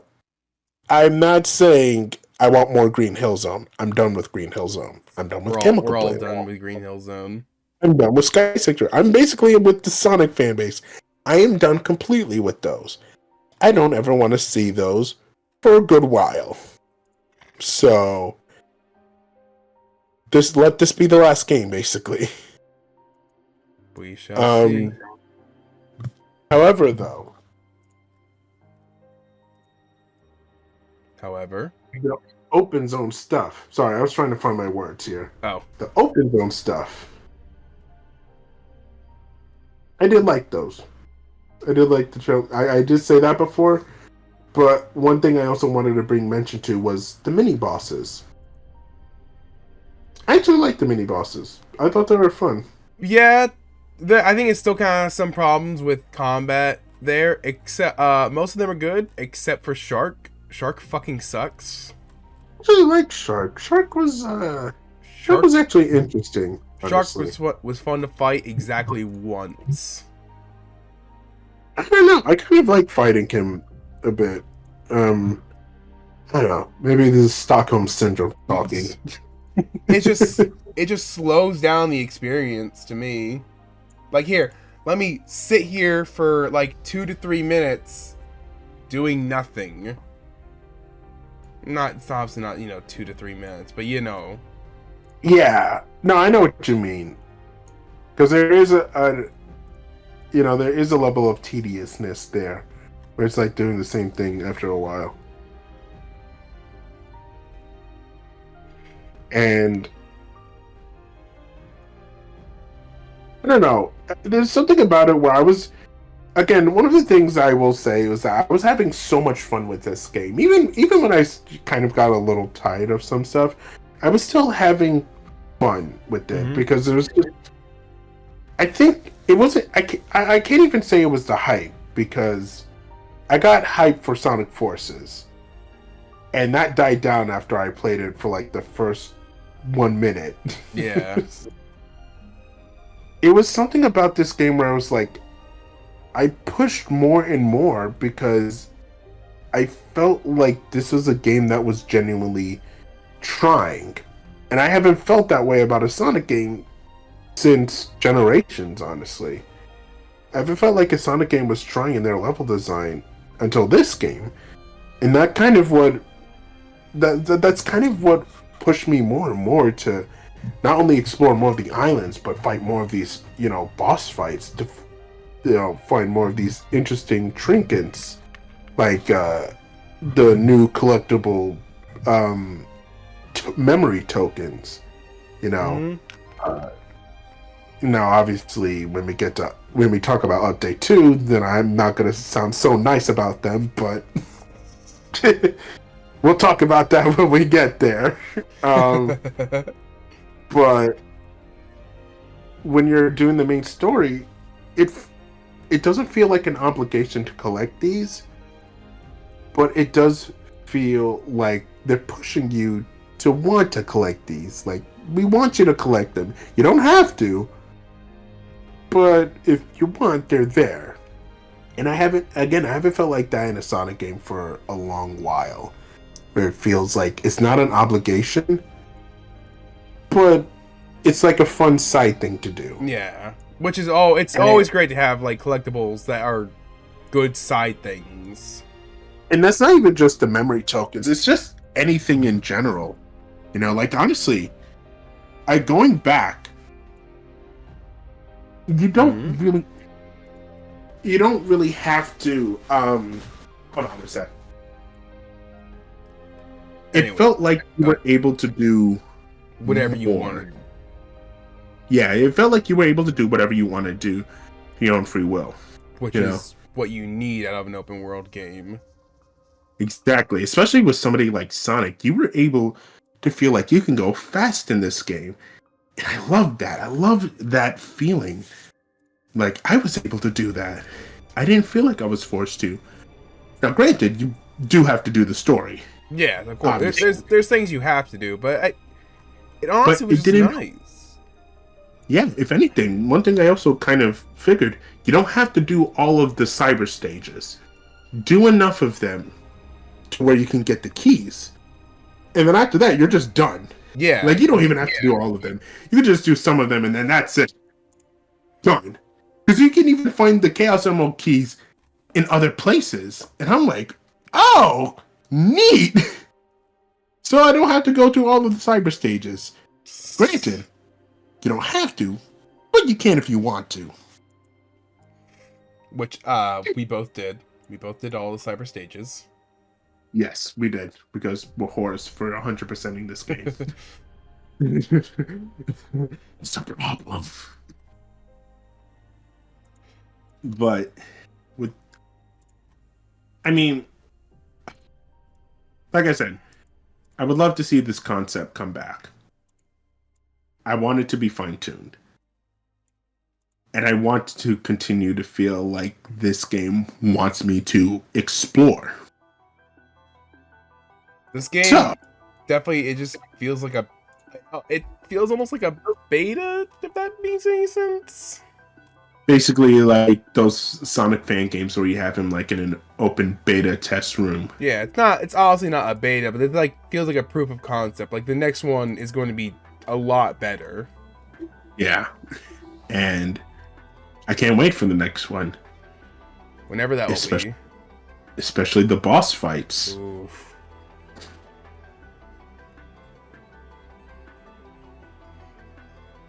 Clearly the boss fights is what they put 100% into.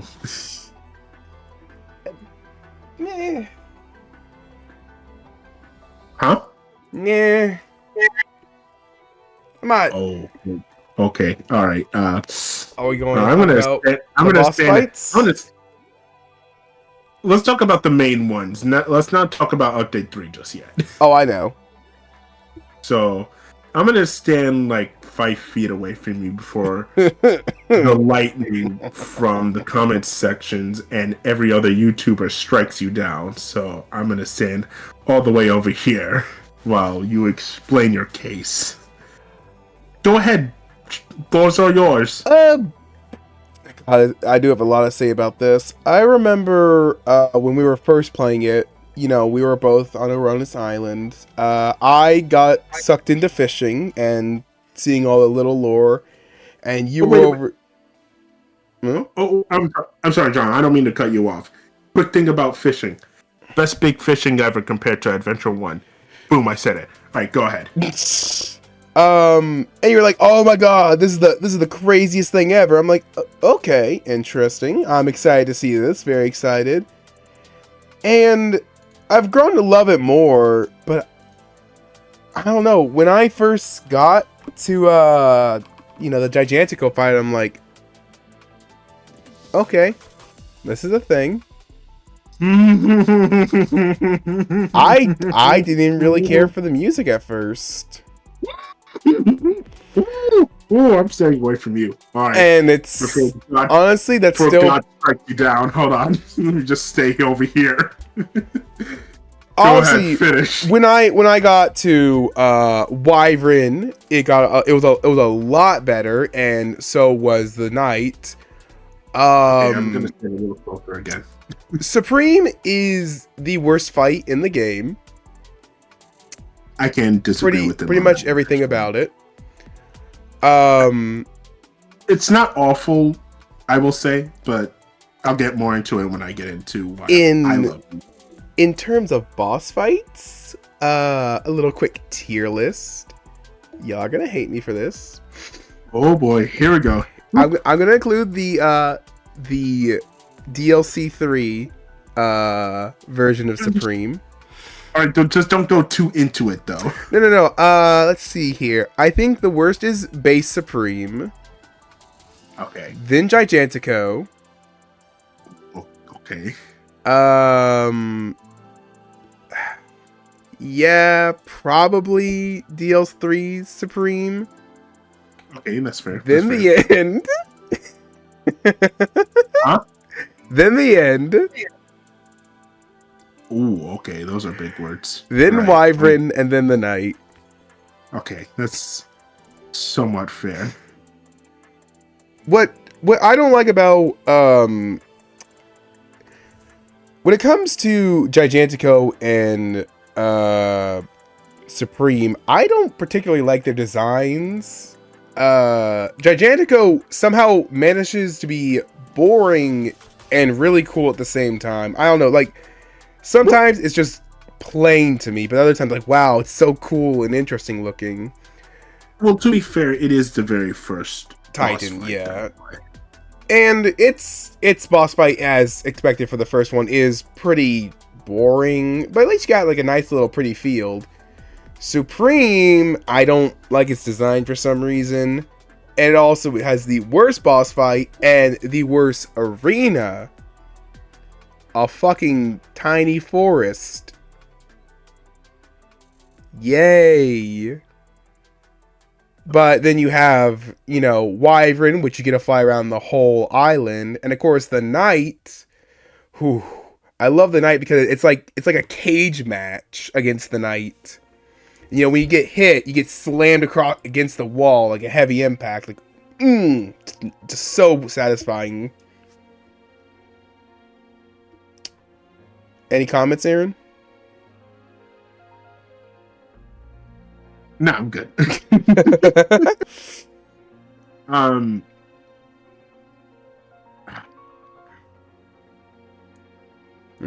Wow. That I hear you're disagreeing with me. I couldn't disagree harder if I could, honestly. No, I already told you about my story with the Showdown trailer. Yeah. Playing the game, I got exactly what I wanted. So let me give you a bit of context. Oh, that reminds me. In terms of finishers, it also kind of works the same way, tier list wise. Obviously, Supreme has the worst ending. Giganticos is also pretty just boring. So let me give you guys context. And this is actually starting from the beginning of when I first became a Sonic fan. Supersonic boss fights, for me, were always the end goal. And what I mean by that is, it was always at the end of the game. Like, it was the final part of the game. And they kind of hype it up like, okay, Sonic's about to unleash all of his power on this final boss. Let's go hams in on it. And all you get is just him using his noggin, basically. Just him slamming his head straight into the boss every time. But that's how strong Sonic is. And granted, yeah, because that's how strong Sonic is. But at the same time, you know, you kind of hype it up like, okay, Sonic's gonna go in. For me personally, I know everybody else, you know, everybody else started with Sonic 1, Sonic 2, Sonic 3, and Knuckles, Sonic CD, all that. They know Super Sonic is basically just Sonic but faster. For me, however, Super Sonic was basically the stronger form of Sonic. Granted, this was before Dragon Ball. I didn't discover Dragon Ball before Sonic, so I didn't know what it was. But for me, Super Sonic was like, you see Super Sonic being so powerful that he's going up against all these monsters. I'm thinking, okay, so he's gonna kick the shit out of the. Oh, okay, you just ram your head straight in there. Okay, that's fair. That's fine. That's cool, I guess. Yeah. All right. And granted, I still love those boss fights. Like, don't get me wrong, I still love those boss fights. But there was something about it where I'm like, especially what also kind of drove that in a little bit more is, especially as soon as I got into Dragon Ball, I saw fan animations where you see Sonic, as Super Sonic especially, going fucking nuts, bashing in enemies, like punching and kicking and doing all sorts of neat, awesome, cool little Sonic tricks. Of him doing like the Sonic Tornado, him doing like multiple homing attacks and brushing through enemies like it's nothing, using Chaos Spear like Shadow does, using Chaos Blast, all of that nonsense. And I'm like, man, that would be so cool if we can get that in a Sonic game, right? Right? Kind of with Sonic and the Black Knight and Sonic and the Secret Rings. But you don't get that in the main Sonic games. You just get him headbutting into the enemy, because that's what he usually does. And again, I don't mind that. You know, I still love those boss fights. Especially, it helps with the fact that the music in the background during those games, fucking epic as hell. Alright? Well, okay, I want to say as hell. But it's epic, man. It's freaking epic. You get Live and Learn during the Bio Lizard. You get Open Your Heart during Perfect Chaos. What I'm Made Of, His World, the orchestrated version, which granted is not actually an orchestral version, you know, it's a synthesized version, but still, my point is, you get all these epic music pieces in the background of Sonic, and then he's still just, you know, headbutting, basically just boosting into them. And you know, I always wanted to see Super Sonic just go nuts like I do in the fan animations. And what also kind of doesn't help is even in his own animations, like even in the own games, you have Sonic doing all these cool stuff. And especially one of the things I remember the most is just him destroying all of Eggman's robots at the beginning of Sonic 06. And him just even tipping over one of them. I'm like, man, that'd be so cool if I could do that to one of those bosses, you know? And even at the beginning of Sonic Unleashed, you see him bursting through all of these enemies, destroying them, going around them. You mean, like when he was Super Sonic and he kind of just like flew through some ships? No. I'm talking about just as regular Sonic. Yeah, I know what you're Because saying, but I just want to make as that's what Super that's Sonic, fun. he just rushed through everything. Granted, obviously these are Eggman's machinery, so it's like whatever. But still, I just wanted that epic feeling of how much hype level they were having in those boss fights when you're building up to that moment. Like he's about to go super and about to destroy these bosses. Cut to Sonic Frontiers. Sonic Frontiers, for me, when I saw that TGS trailer, the Tokyo Game Show trailer, I was thinking, okay, so I'm just gonna ram my head in there again, right? I'm not gonna be able to punch and kick. I'm not gonna be able to do any of the cool stuff that Sonic does when he's on the ground, right?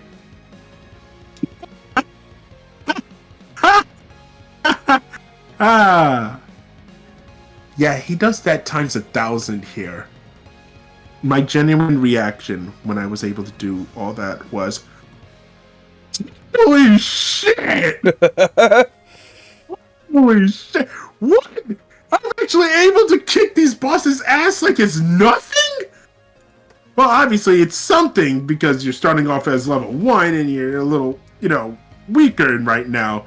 But I was still able to actually fight these bosses at the level of what I believe Super Sonic to be at the beginning of every cutscene, and I felt so powerful when I did that. Seeing Sonic have like a million hands going at him with like those like the silhouettes. Oh, that was so hype. I loved it, especially the Giganto fight. Granted, it's the first fight, but that was such a strong impression where I was like, oh my god, he is going nuts with this. Oh, okay, and I'm able to and one thing I even discovered you can actually do the quick side loop. Yeah, I didn't know that during the first time, like at all. When I saw that, I was like, I could do that to them too. I could actually lift them up in the air and continue to beat the ever-loving shit out of them. Oh, that is so fucking cool. And then that was only Giganto. Let's talk about the music for a second, though, before I get into Wyvern. The music, I think it's perfect for this game. Yeah. This game. We're not counting the boss fights, though. I'm specifically talking about the ones in the open zone. They're fine. And it is for this game only where I think they are fine. I think they are nice. I think it's a nice, quiet piece, but put this in any other Sonic game, in my opinion, it's not going to work. It's been a while since I've really heard them, but I don't really care for the slower paced open world. The music we got in the new DLC, I think having something like that would be much better going forward. It works for that, yeah. And the cyberspace stages also are fine too. If anything, I think they fit a lot better in a Sonic game. But they're still, they're still okay. They're there basically. Yeah. The main theme. I love the main theme. To me, I'm like, this is Sonic again. Like, we're getting a memorable main theme and not just a forgettable one. I love it. And then we get all right to me. It's good. It's just not one of my favorites. I'm gonna stand 5 feet away from you again before lightning strikes again. Anyways. And then we get the boss fight themes. Helen Quinn, I had no idea who that was.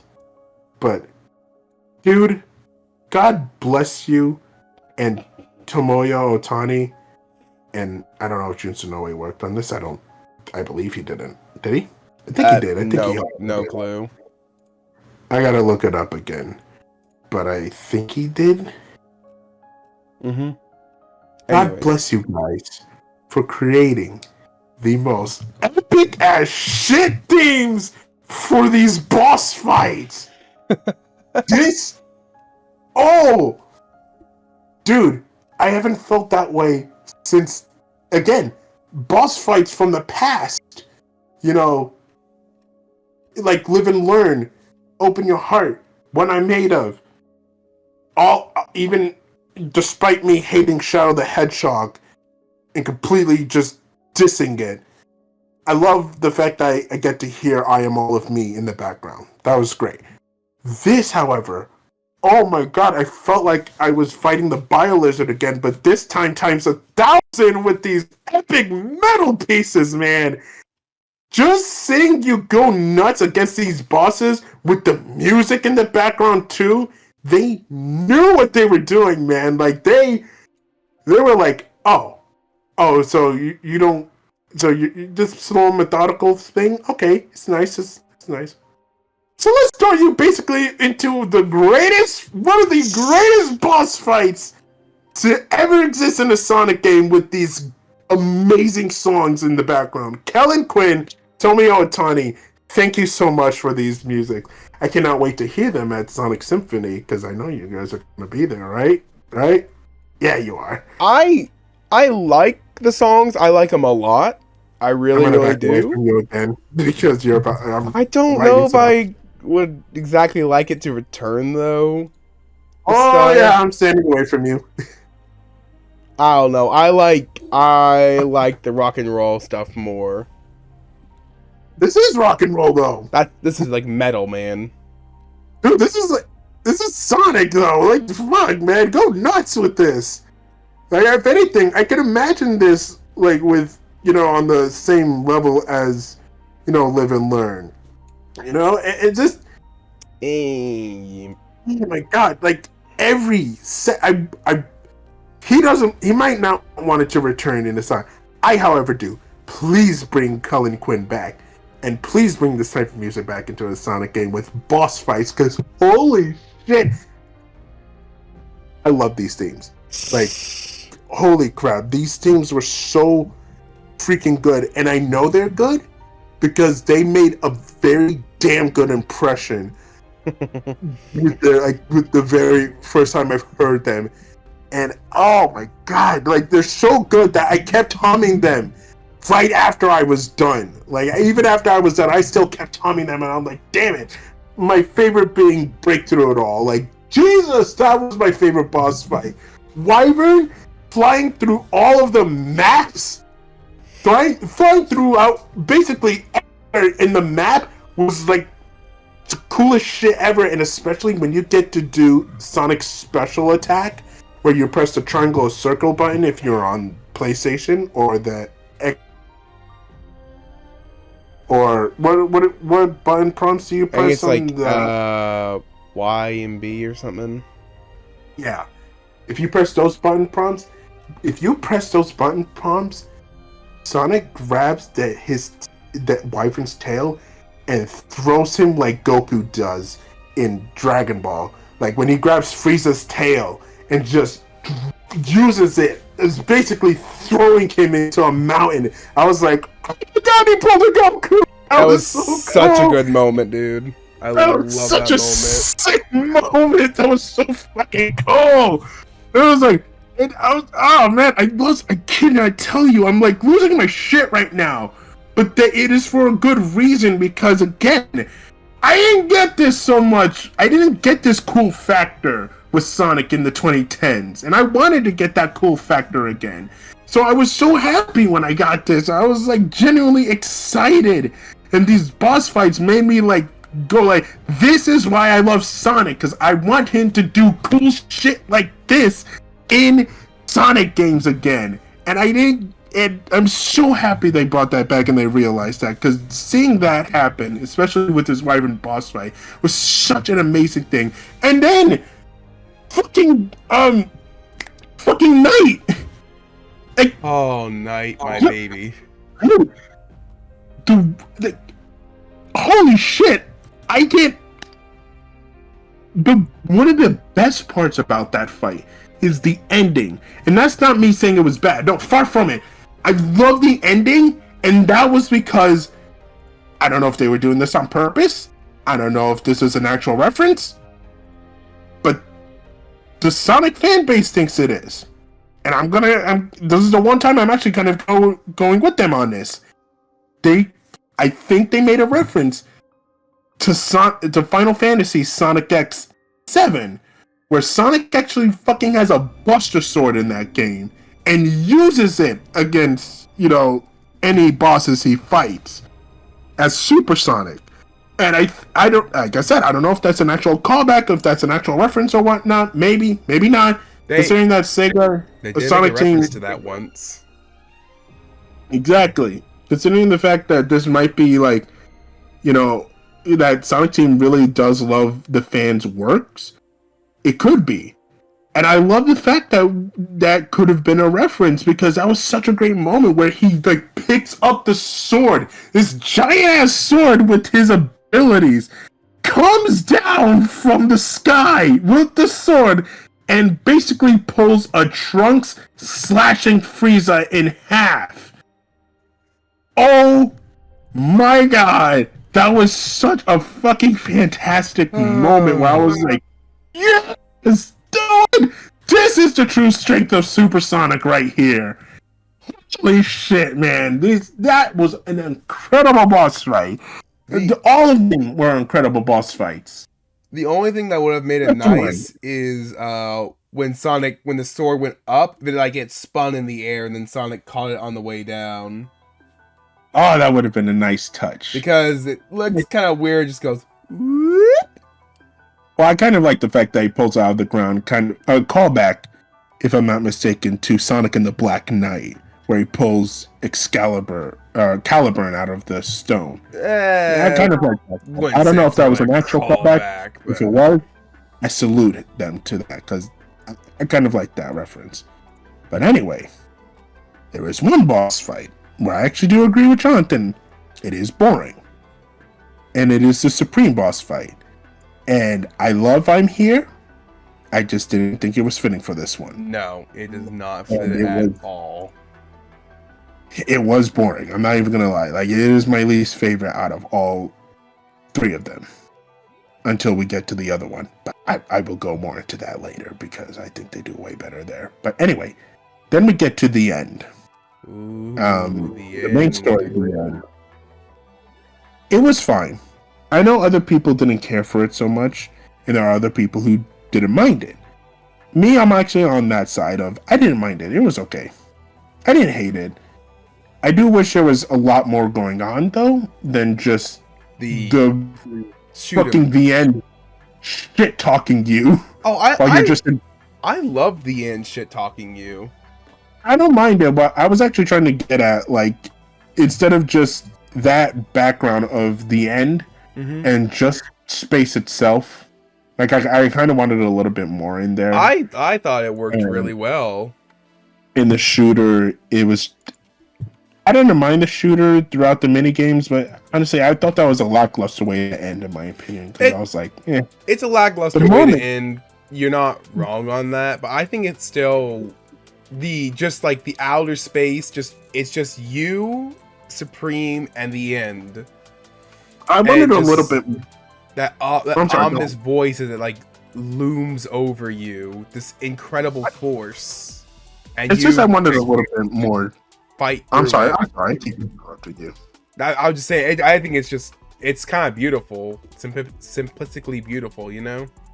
I want a little bit more to go on in the end, though. Oh, I think in terms of the background, because I don't agree on that. Because honestly, the space is nice. Don't get me wrong. If anything, space is a beautiful, place to look at.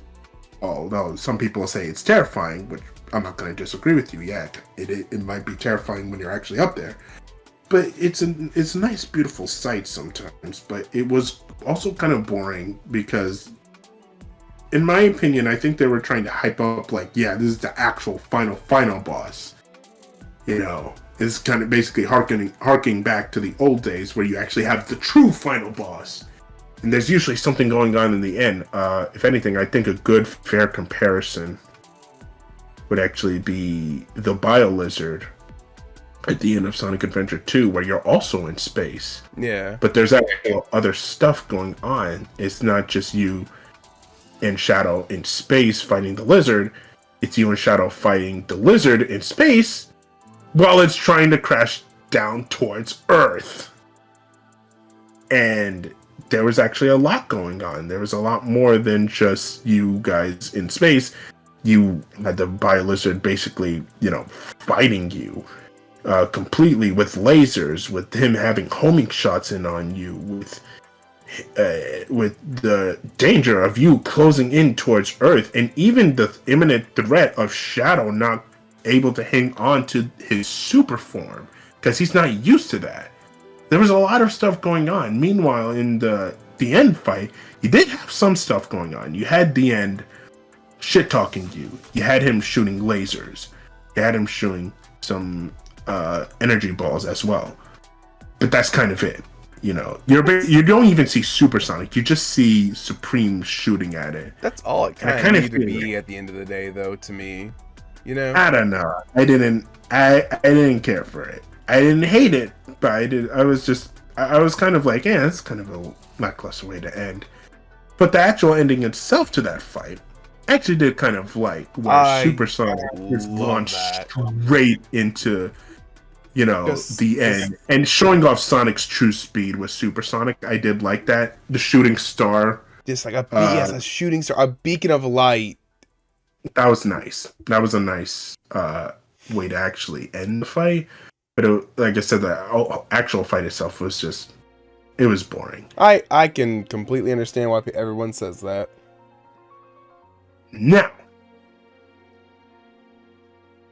let's talk about the updates. But first, what did you think of One Way Dream and what was that? Dear Father. I like them both. I like them both a lot.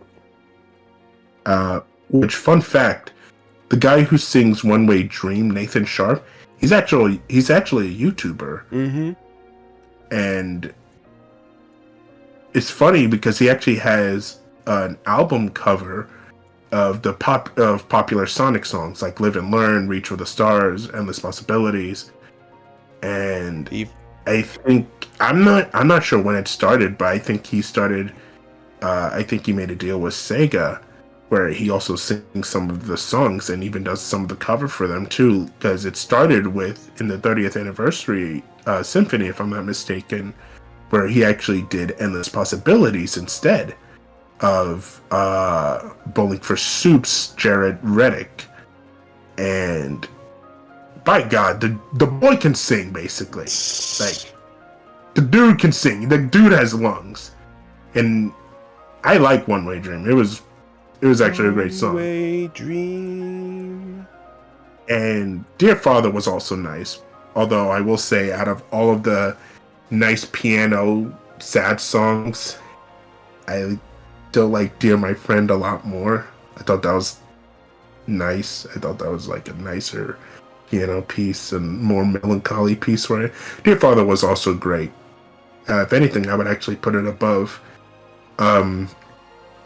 what was that song? It has such a forgettable song in Forces, but I would put it above that and the Elise's theme from Sonic 06. Yeah, I agree. But yeah, so also I'm With You. The song I love I'm With You. I actually really loved that song too. I will say it did take some time to grow on because around when I was first playing it, I still like fucking love the metal as shit themes we got from Kellen Quinn. So I was like, oh man, I really wanted to hear more of those hard rocking tunes. But the more I actually listened to I'm With You, the version we got in the main story, I actually really like it. It's nice. Mm-hmm. It's a really nice piece. So, with that being said, let's transition to the updates. Woo! Update 1. Let's start with Update 1. And actually, I'm going to pull up the trailer for Update 1. You're not going to hear this. I was literally about to look up what Update 1 was. Yeah, I'm actually going to look up the trailer to actually help a lot more, because they actually give you a lot more stuff. So, let me bring that up. Here we go. Okay, it's the Jukebox, Photo Mode, Battle Rush, and Cyberspace Challenge. Yeah. Oh, and Springtime Cocos. And you also get out of that, if you do all of those, the cyberspace challenges and the boss rush challenge, you also get Crown Sonic, right? no, that's update 2. You get extreme mode. Yes, that's And- right. Boy, if you really wanted to go back into this game and experience what it's like basically playing on Dante Must Die mode, but for Sonic, this is it. Like, I didn't even need to play it. I just saw one clip of it and I'm like, oh, this is just Dante Must Die mode? And I already did that for Devil May Cry 3. I ain't doing that again for Sonic. No, thank you.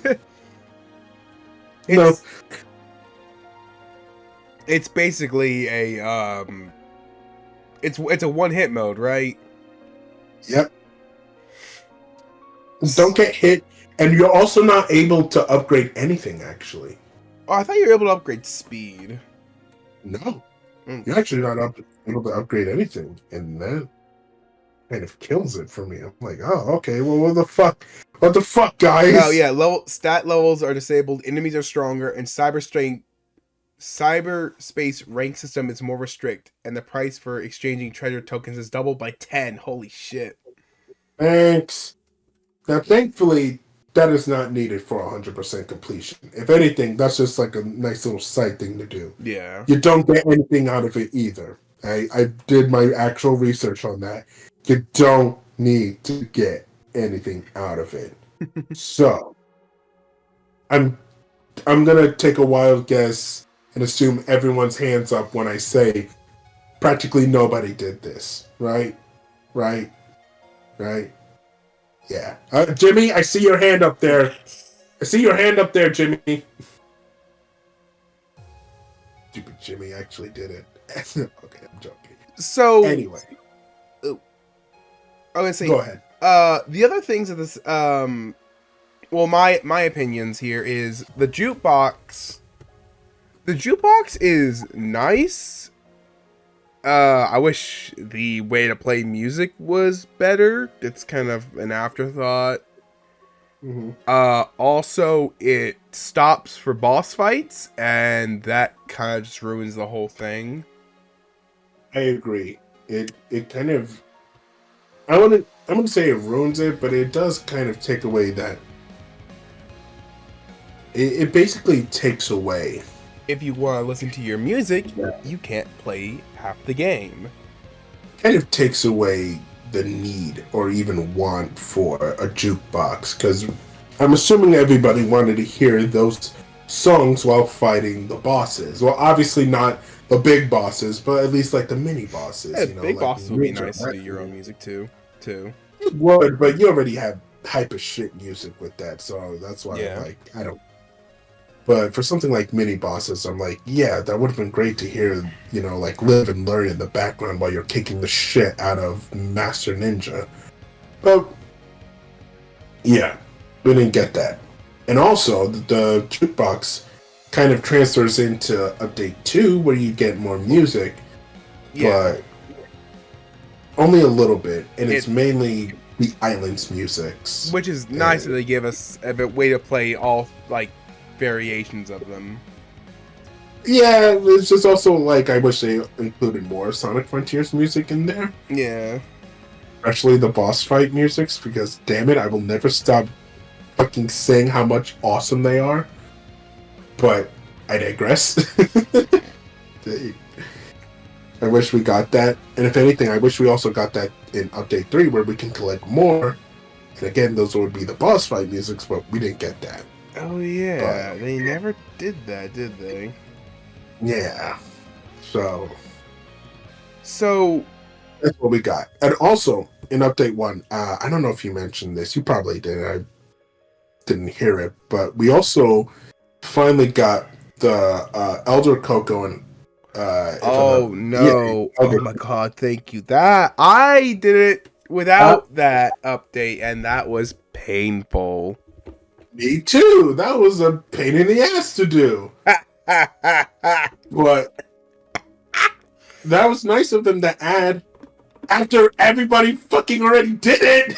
But it was a very nice thing for them to add, a very necessary thing for them to add, and I'm glad they added it for future generations and future games. You keep that shit in there, all right? You keep that in there. Because holy shit, man. Holy shit. We all needed that. And yet we didn't get that until after everybody's already finished. Okay. That's cool. Oh, that was stupid. But anyways. But again, it was nice for them to add that. Yes. On to update 2. Well, we didn't cover, there was one more thing. Photo mode. Oh yeah, photo mode. It's nice. It's nice. It's very basic. Unfortunately, it came off the heels of Hi-Fi Rush's photo mode, which is insanely better as it allows you to spawn in multiple characters. It has multiple poses, and you can change everyone's outfits. That's all you're gonna get from me, though. It's just nice. I don't really do photo mode too tough. Yeah. Not even in like Spider-Man, Insomniac Spider-Man. So I'm not saying it's a bad thing. It's just me personally. I don't care for photo mode. So I just wish it was more in depth because I feel like you can get some good images, but nothing. Yeah. On to the update 2. Update 2. The birthday bash. Decorations around the island. That was nice. The new music. For... The open zone challenges, action chain challenges, the spin dash, and new game plus. Completion board. If you repeat the story mode again, which thankfully, if you already saved, you should be fine. Just go back and just play in the end again. So, new game plus, you basically have all of your stats at the beginning and all of your skills. Yeah. So, that's cool. And then you have the open zone challenges, which I did them on easy because I didn't really feel like fucking around with them just to get the spin dash. I put hair on my balls. I did them on hard. The spin dash, well, what's the point of the boost at this point, man? Besides being able to use it in the air. I actually like the spin dash. The spin dash is amazing, honestly. I love it. It's broken. It's a little broken. It's broken, but it's broken in the way of like Sonic Adventure, where I was like, yes, I can now travel at the speed of sound again, like that. Yes, that's nice. That's very nice. I use the open.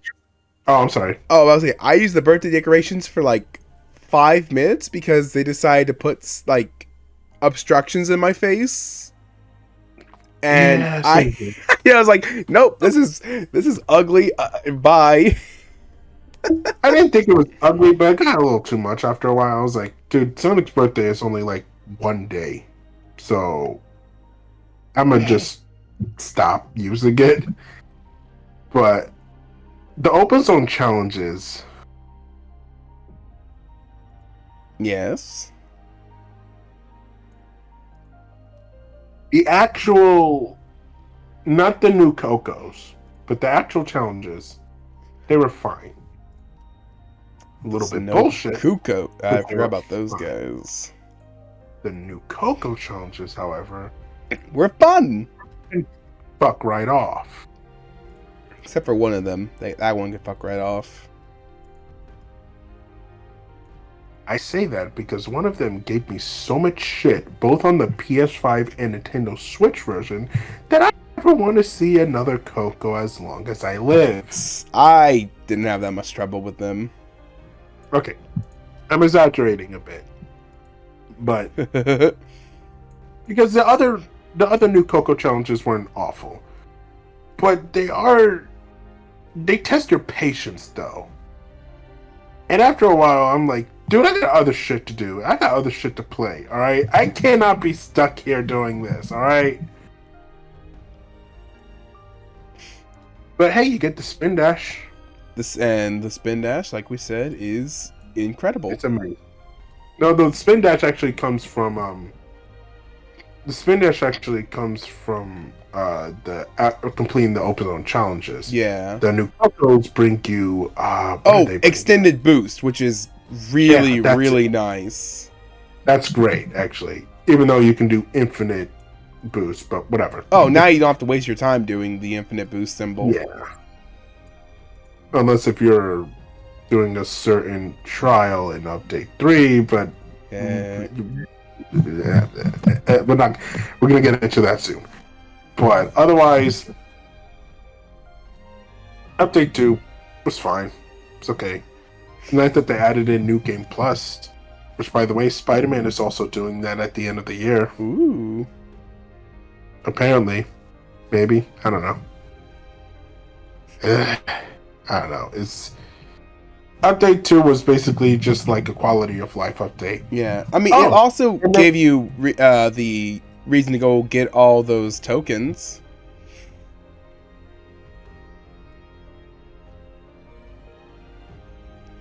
Yellow.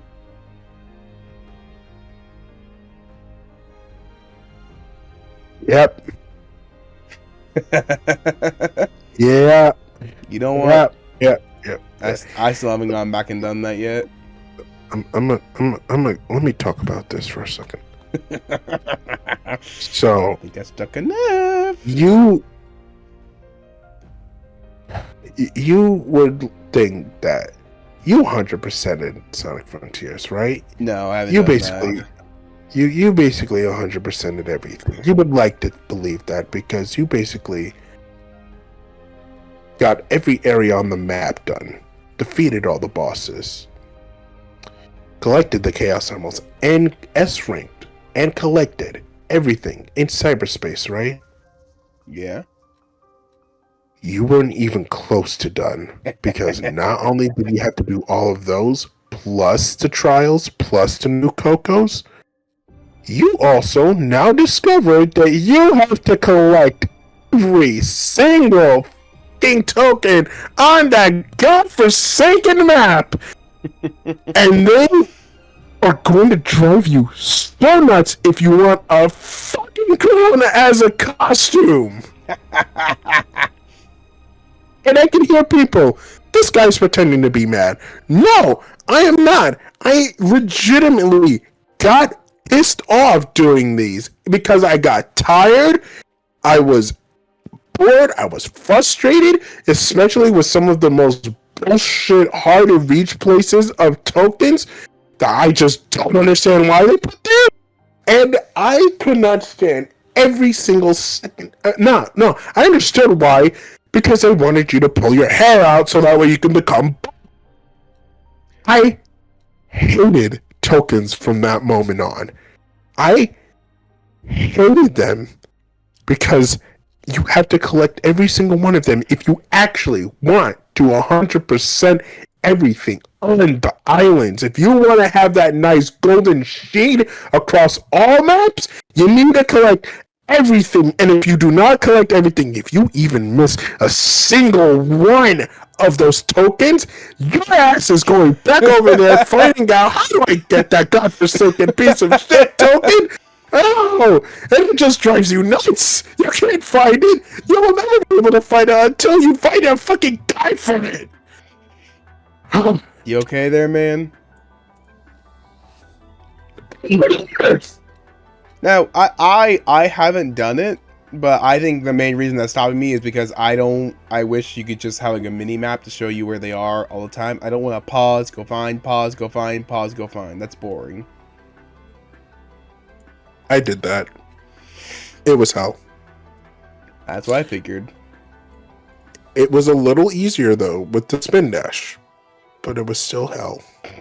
And I never, ever want Sega to do that ever again, where you have to collect those tokens for an actual 100% completion, because I will lose my mind if they do it again. Oh, Are we clear? Will. Look, they already disappointed me with the Child Garden and Sonic Adventure 2, alright? Yes! I said it! The Child Garden and Sonic Adventure 2, no! Huh. Gasp. I took care of 4 dogs in my lifetime already, okay? I don't need to take care of a digital pet now. The Chow Garden was a tedious thing to do. Side tangent. Over. 100% completion is worth it though, so put up with it, I guess. I don't know. Yeah, I don't like this. I don't like raising Chow. And there goes half of our subscribers. Bye, guys. Is your little rant over? I'm done. I'm done. Let me just take a minute. I'm good. All right, I'm good. So, on to update 3. Oh boy, here we go, huh?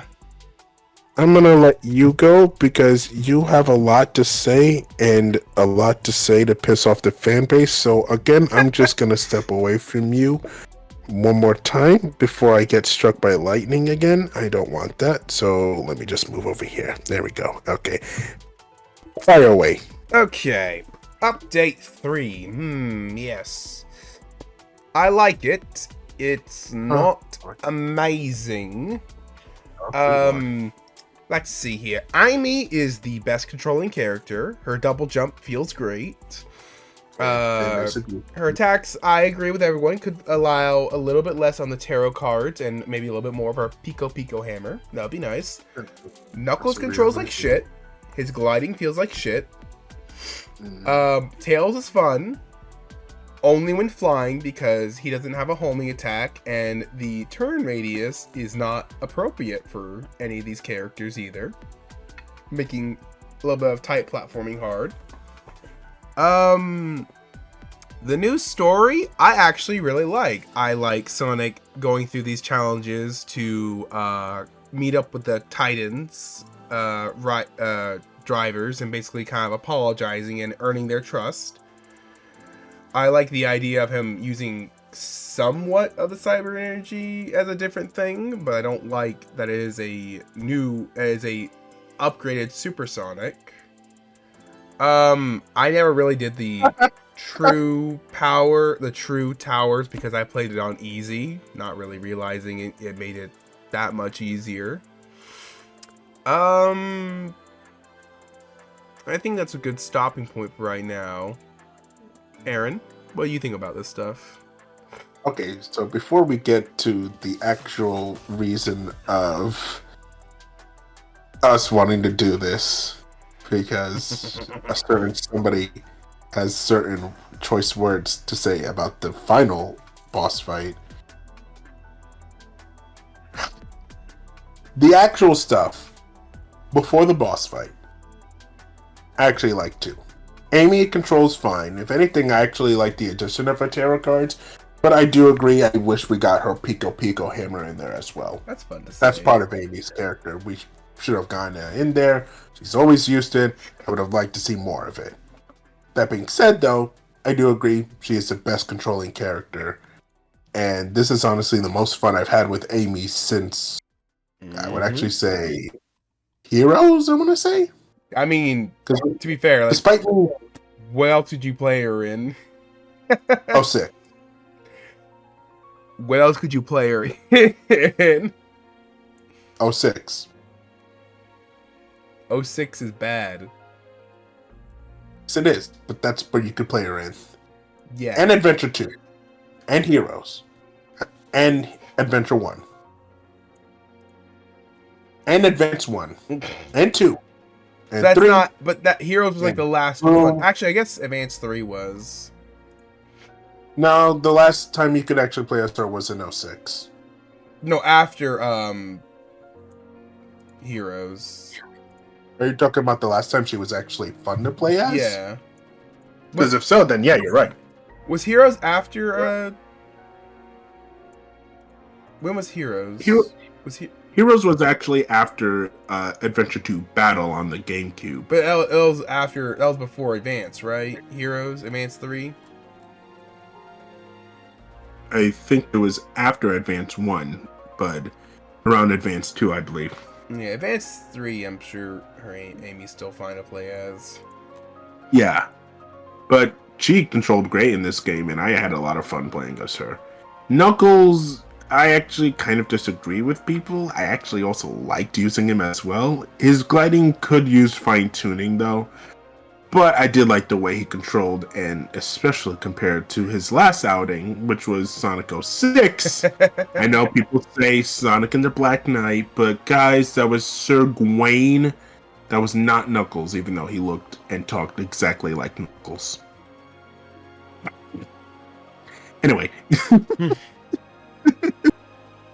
Anyway, yes, he controlled like shit in 06. So to have him actually control better in this game, that was a welcome. Out of the three, however, maybe not the best out of them, but he still controls. Tails. Tails is broken. Yep. And that's mainly because of his... Thank you for bringing this back, honestly. His Cyclone. I was so happy they brought back his Cyclone, honestly. Like, that was like... I loved using that thing in Sonic Adventure 2. Like, I honestly felt like that was Tails using his brain, you know? Like, you forget sometimes that Tails is actually a genius. Because he's usually, like, just Sonic's sidekick. But you know, he's a real genius.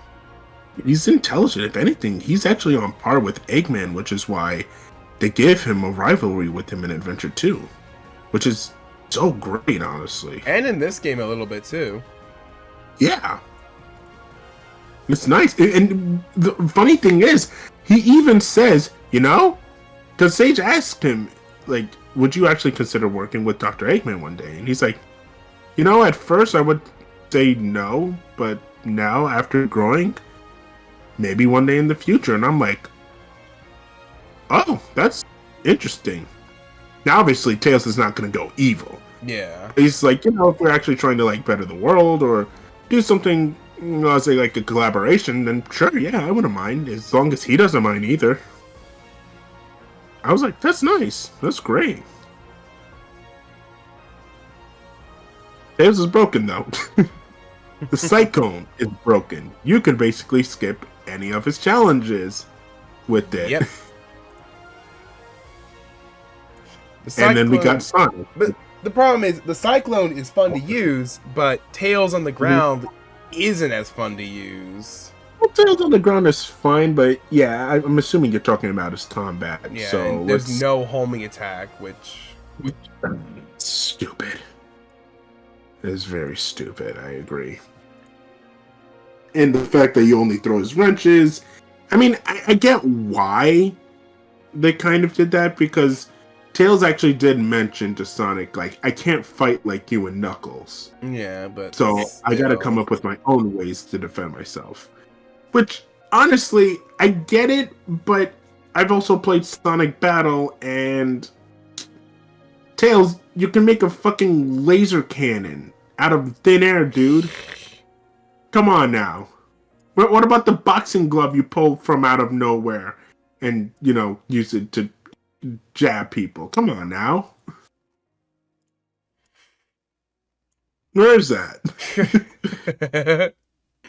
Where is that, Tails? Oh, you can't pull anything now, but you sure as hell pull that fucking Cyclone out of nowhere, huh? Okay, I see how it is. Yeah, where does Whatever, that thing come Tails. from? His ass. Literally. He just straight up pulls it out of his ass like, hey, Sonic, I got the Cyclone back. Where the hell did that come from? My ass. Oh. Okay. Okay. Jinx. And then Sonic. Sonic still controls like Sonic, but you also now do the towers, which I didn't find as hard, actually. Not even on the Switch version. What difficulty did you play it on? Hard. Okay. I will say the only one that kind of gave me trouble is the rail grinding one, and that was mainly on the Switch. That was the only one that kind of gave me trouble. No, because on the PS5 it gave me a little bit of shit too. But it wasn't too bad where I was like, oh, this sucks. I was like, no, it's fine. I just have to get the right footing and I'm good.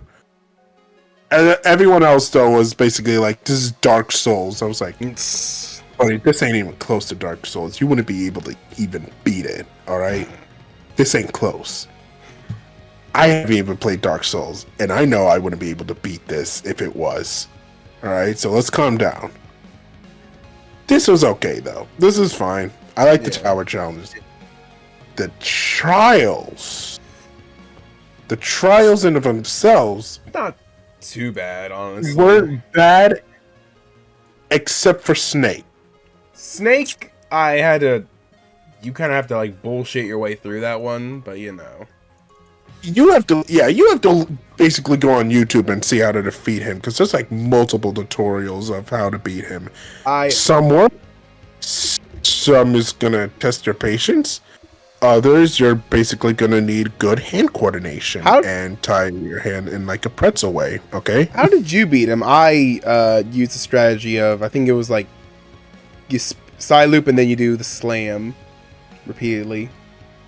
What I actually did was let the enemies throw their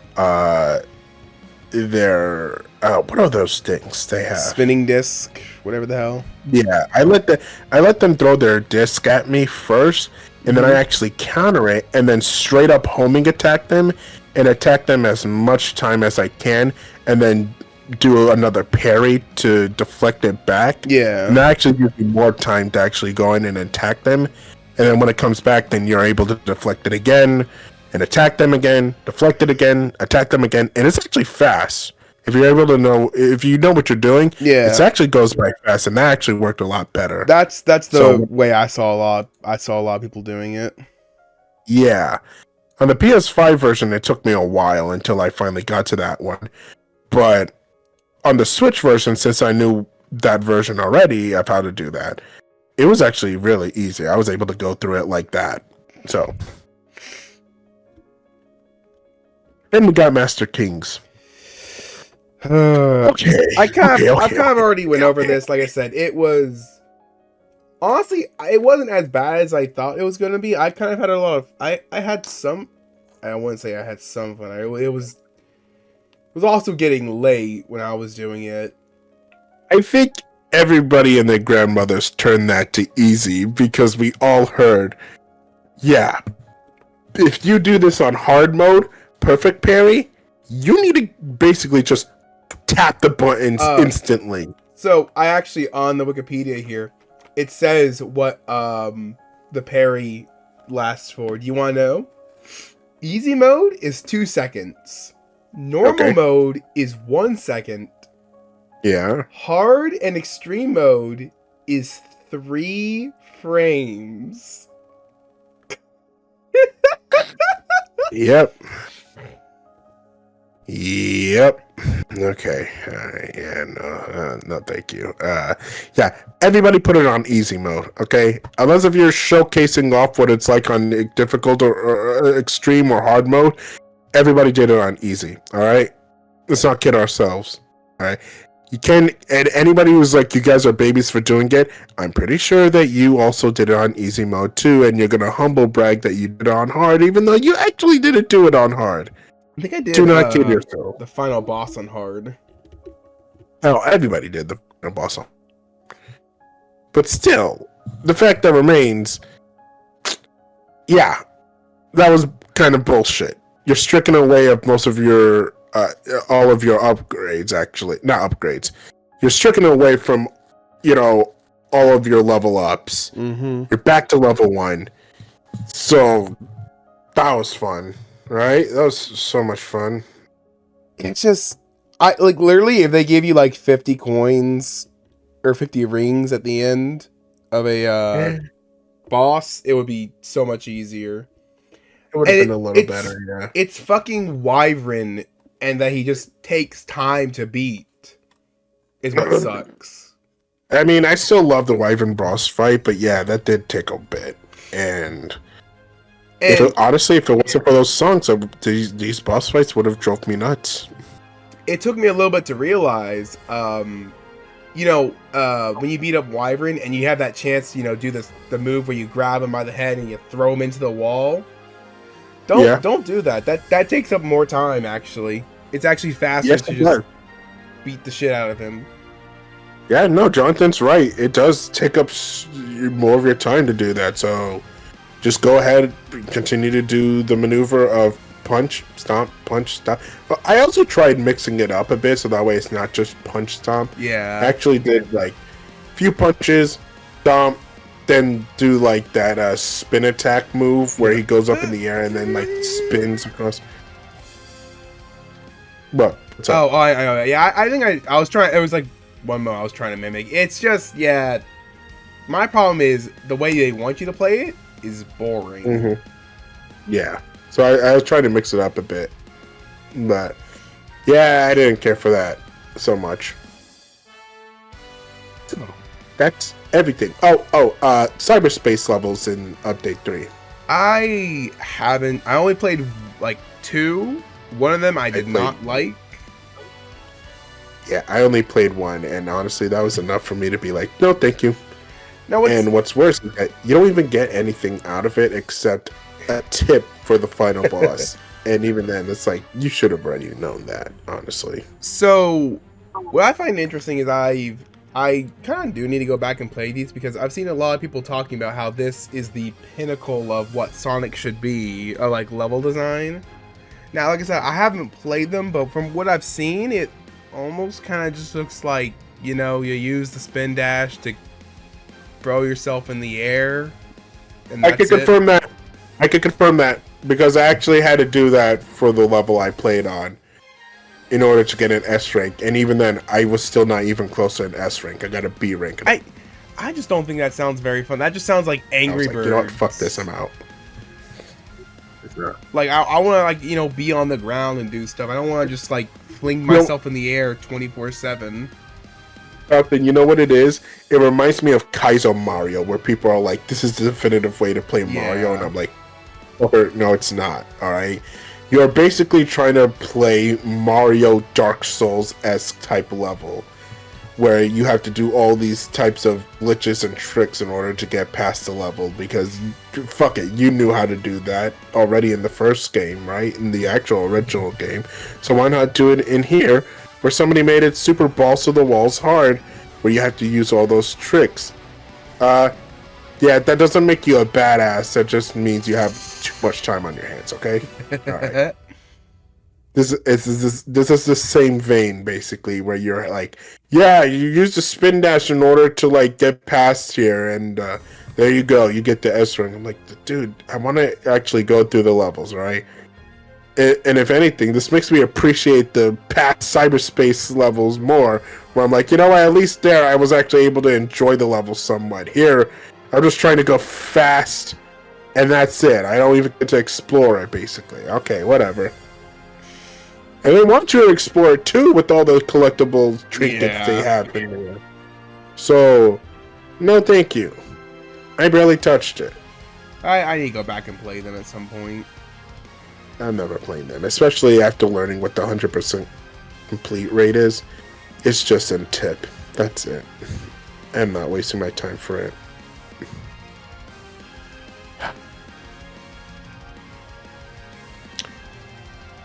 Okay, I'm gonna get away from you again because I know you're about to say something that is going to offend everyone and their mothers on the internet. So let me just stand right here.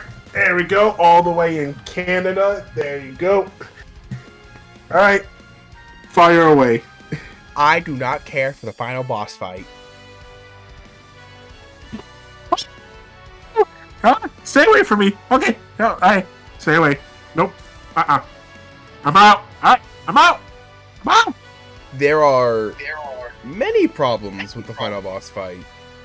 Yeah. The balls are meh. The trees get in your way. The idea of switching targets to a cable is stupid.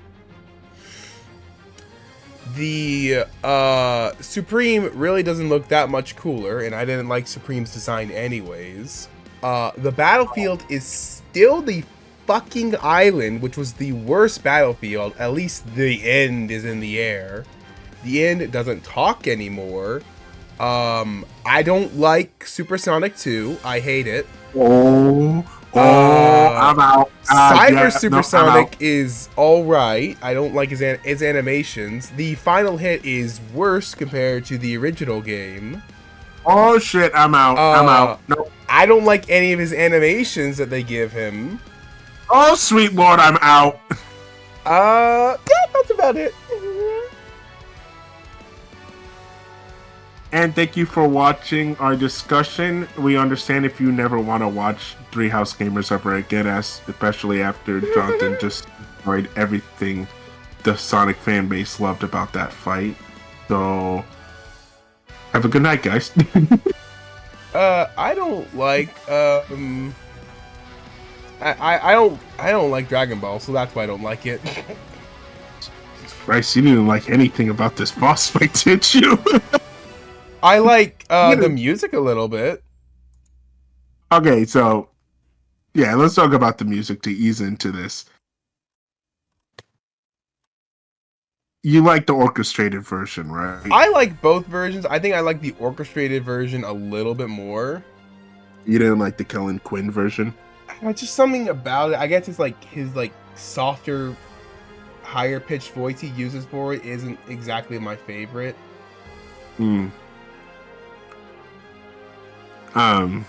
Yeah, so well, we just had like 200 people unsubscribe from us, even though we didn't even have 200 people.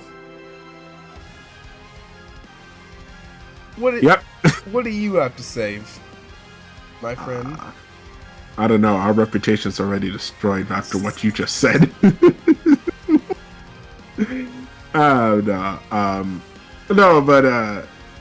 You also explained to me, though, before I get into mine, you actually explained to me that it was just, you also didn't feel like Sonic was Sonic because he really smiled through the fight. It's Sonic's attitude, and like, I know everyone's favorite one is when Sonic goes on the shoulder, he looks in and he just always like flashes and he strikes a pose. That's not Sonic to me. Sonic, he's like stylish. That's like a try hard cool thing to do, if that makes any sense. Oh, okay, yeah. That almost feels like something Shadow would do. I'm out. You may say Sonic would do that, like in Sonic 06's intro when he tilts the mech forward, with his foot. That's so different to me compared to this. I'm out of here. I can't be in the same. I can't even be in the same vicinity. Oh, we're gonna get shitstorm for sure after you just said that. What's wrong with what I said? Everything. Well, I mean, everything. I don't see anything wrong with what I said. Okay, so context. Even though you don't need that much context, I'm not gonna treat you like you're stupid, ladies and gentlemen. If you've seen the Sonic fan base, you would know that everybody reacted like this was the second coming of Jesus to this boss fight. Understandably so, compared to the final boss fight we got in the main story. So, with that out of the way, what did I think after I lost my shit with the 3 boss fights and toned down for the last boss fight in the main story? What did little old Aaron think?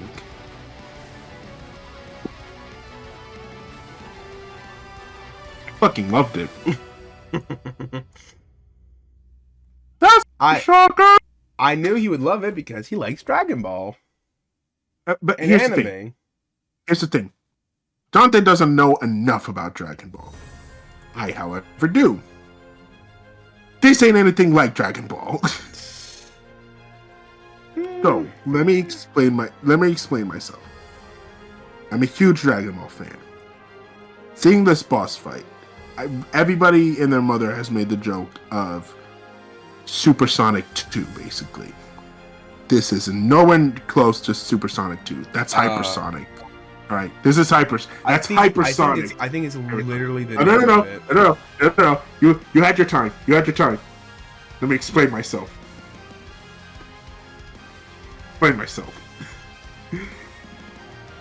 I did not think this is supersonic 2. I joked about it with my friend Isaiah. But it's not. That's hypersonic's territory. That's supersonic 2, in my opinion. This, however, after Master Coco explained it, and after seeing it in action, this is not a new transformation until the end. And even then, this is a power-up. And they even blatantly say that it's just a power boost. That's it. And let's talk about his poses. Let's talk about the background. And let's talk about the music. I will say, it took a while for me to actually like the orchestral version of I'm Here. Because when I first heard it, I thought it was just okay. I was just like, it's fine. Although I heard a better version of it from the Brazilian, the 30th Symphony and Sonic Symphony in Brazil, where they actually showcased some of the new songs in there. And I thought that was a way better version. But listening to the orchestral version again that we got in the Update 3, this is not bad. I actually like it. I like it a lot more than when I first heard it. Kelly McQueen's version, on the other hand, I thought that was awesome. I thought it was fire. I like the main one a lot, still better, but this was still pretty good. I still liked it. And mainly because of what was going on in that boss fight. Now, I'm not gonna lose my shit like I did earlier, because honestly, my voice is kind of gone after going crazy. So, I love this boss fight. I think this is way better than the end boss fight we got. The fact that you actually have to do more, and that there was a lot more going on, that's all I wanted. That's all I honestly wanted. I just wanted more to go on, and not just us shooting the fucking moon, and that was it. And what I got was not only more, but more times 10. Where you have Sonic acting like a complete and total badass like he was in previous boss fights, in the past, and the comics, and even IDW. And those poses that this man over here did not care for, I thought that was completely Sonic, because Sonic has done that in the past before. I loved it when he posed, when he basically just shot that thing like it was nothing.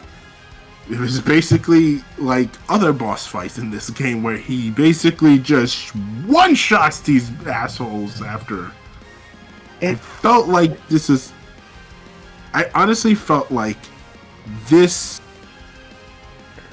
is the final boss that I truly, genuinely think the fan base wanted. And considering the fact that everybody just lost their shit when they saw this, you know, granted, I was always going to like this, because anything was better than what we got in the main one. I was genuinely... yeah. I was genuinely happy with what we've got, and especially, there were so many cool poses in there, and this guy over here says that Sonic doesn't smile. He doesn't. And it's even... He does. And I have proof. When? Because we may not be able to see it, but you sure as hell can feel it throughout all of that fight. That he was just... Yeah. Hello, let me explain. Pretty sure I looked back on the footage and he's not smiling. No. You can't see his mouth at all, but you can tell that little blue, yellow, golden fucker was smiling throughout all of that fight. I'm pretty sure he's especially not. Because he said you can't unleash that power. He was told that you can't really go nuts. You can't completely go unleash the power. and he was to hold back a bit. Sonic was still enjoying his Sonic. You feel like Sonic was still enjoying his time beating the crap out of this beast, and you can feel it in there because there are times where you're saying he's posing. That's one of the instances where I'm like, yeah, he's smiling because he's like he knows he's handling this boss's ass. And in another moment where you can tell he's smiling is actually when he's getting blasted away by that big energy Which blast. that also looked The lame. I hate to say. I could not disagree with you hard enough. But go in the corner, but go back in the corner, John. That energy sphere that he gets blasted with, he loses some rings, and he's holding it back. But he managed to like blast that thing away. You see him smile again, like, yeah, it's not over yet. I'm not done yet. You see him smile again, powering back up to his power boosted supersonic form. And you can't see it, but he's still smiling, especially when he points at it like, let's go again. Like, damn it. That was like the most that's Sonic. That's like Oh. Sonic, but like nothing else. That was like the most Sonic I felt. Like, holy shit. I could not disagree with him hard enough that this boss fight was like the most Sonic I've ever seen Sonic be, man. And at the ending was. Granted, we don't have that shooting star thing. I will agree. I would have liked to see that shooting star replaced by a weirder version. I wouldn't say that. I actually like the camera angles here, but you actually see Sonic being Sonic again and basically going like, yeah, I know I said I wouldn't unleash it. I'm gonna unleash all that power though. Charges up, goes completely cyber, basically giving because people ask for basically a cyber Sonic form. They got it here. They wanted it. They got it here, and you just hear Kellen Quinn's music in the background, just being hype as ever, with Eggman just locking onto his target after Sonic just took a big old swing to it, straight up punching it into the moon, and holy shit, he just punches it straight up into the end, and then just going completely nuts in there, glitching out and whatnot. The glitching Barely looks containing so the power. bad. The glitching looks so bad. No, shut up. No. Just no. Oh my god, You're wrong, it looks sir. so bad. You are so wrong. That was one of the It moments where I looks was like like, a source. that was a It looks like nice. some like source filmmaker shit. No. Now I know you're high. Go somewhere. Go back in the corner, John. Go back in the corner. Eat your sundae. That did not look bad. Don't listen to him. And he had that weird ass pose where he just holds his hands above his head. Like, what That wasn't the a fuck pose. is he No. doing? No, that wasn't a pose. That wasn't a pose. That was not a pose. He was actually grabbing that monster. He was grabbing the end and pushing him straight through the moon, destroying it. Destroying the end and destroying everything that had a hold on those islands. What? Yeah. Also, I like to know, he made a bigger hole when he was Supersonic versus Supersonic 2. Not true. Yeah. That was no. That was Stage who did that. That was That was Supersonic going at full speed. No. You didn't see the hole, but you Oh, can guarantee that it okay. was a lot bigger. Okay, actually you do see the hole. And No. technically, Sonic didn't make that hole, Eggman made that hole then. No. Yeah. Sonic is the one who pushed that thing through the hole. Wait, what do you mean Eggman push shot that it. thing through the Egg- hole? Sonic pushed the end through pushed Supreme through the end, alright? Supreme disappeared. What are you talking about? He was right there! He pushed Supreme through the end! No, Look back at the footage! Aaron, Supreme just literally disappears. No, he doesn't. He's still there. No, Supreme literally like poofs out of existence. No, he does not. He is literally in there still. You see, he's launched straight up to the end. That's what Sonic is pushing. Alright, hold on. I'm literally rewatching this.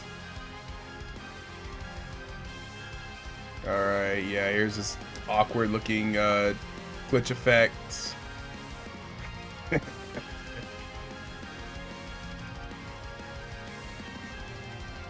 Cannon rises up. He's firing. Eggman's pretty badass here, though. I won't lie. Eggman's awesome here, yeah. And then the weird ass lines. Yeah, no, dude, dude, Supreme is just vaporized on impact. No, Supreme is pushed into it, and then he's vaporized once Sonic destroys the end with Supreme. No, Supreme. Oh, wait. Supreme just gets vaporized. Oh shit, you're right. Oh, okay. No, I thought he was pushing him into it. That's why. No, he just makes a weird ass pose for no reason. No, I assume he was still just crashing into the end, though. Wouldn't it make more sense to be like head first, like he normally does? That's what he was doing. He was doing head first. No, with his hand. he was doing hands first, Yeah, not head first. yeah. No, that's what I was saying. He did hands first, basically shooting straight through it, like basically punching it, like the hardest punch you could do. I still think that was one of the most. His epic hands moments. are opened. I mean, it's open, but he still destroys it though. Listen. Also, the important thing is he just shoots through the end. He doesn't make a dent in it at all, like he does when he's supersonic. He vaporized it. That's not a big. If that's not the biggest dent I've seen, I don't know what. It gets vaporized when he's supersonic too. Yeah. Clearly, one of us does not like this. He doesn't feel stronger. I feel like he was stronger, but not to the crazy umpteenth degree people wanted to make him out to be, honestly.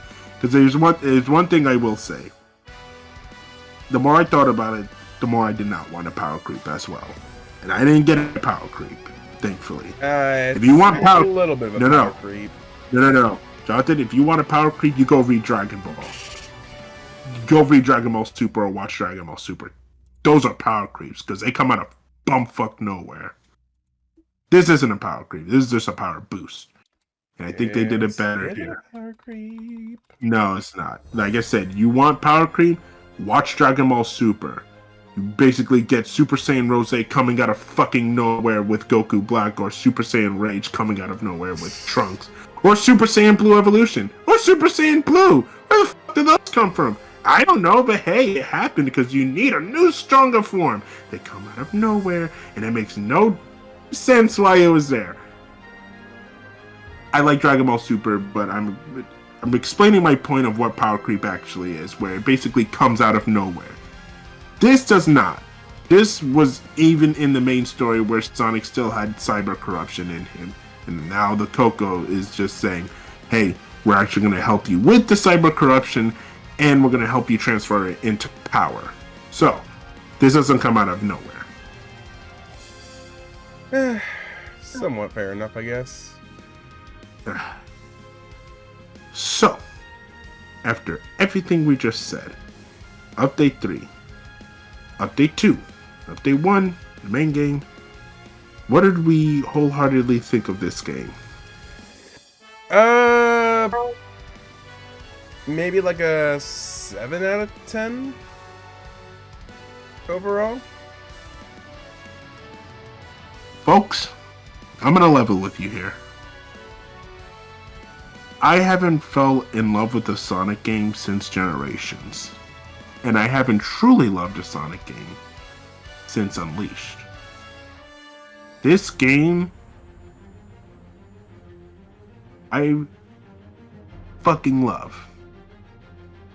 Like, holy shit. This is a game that I would honestly go back and enjoy myself with it again. Just because of how much love and care they put into it. and clearly they really wanted. I honestly feel like they were trying to make amends on what they were doing with the past decade with Sonic. Because let's be honest, let's be real here. Sonic was a joke in the Dark Era. Like, let's be real here for a second. Sonic was a joke. Despite what I've said about me thinking he was insanely cool back then. Despite me getting countless Sonic games. Despite Jonathan getting countless Sonic games with him. Fortunately, Sonic was a joke. Nobody saw him serious anymore. He didn't have his own console. He was hopping from different platforms. He was being made fun of by his own fans even. Nobody took him seriously anymore. And honestly, there is a reason. I'm not even going to be like, I don't see why. No, there is a reason. Sonic has gone through multiple things, multiple identities.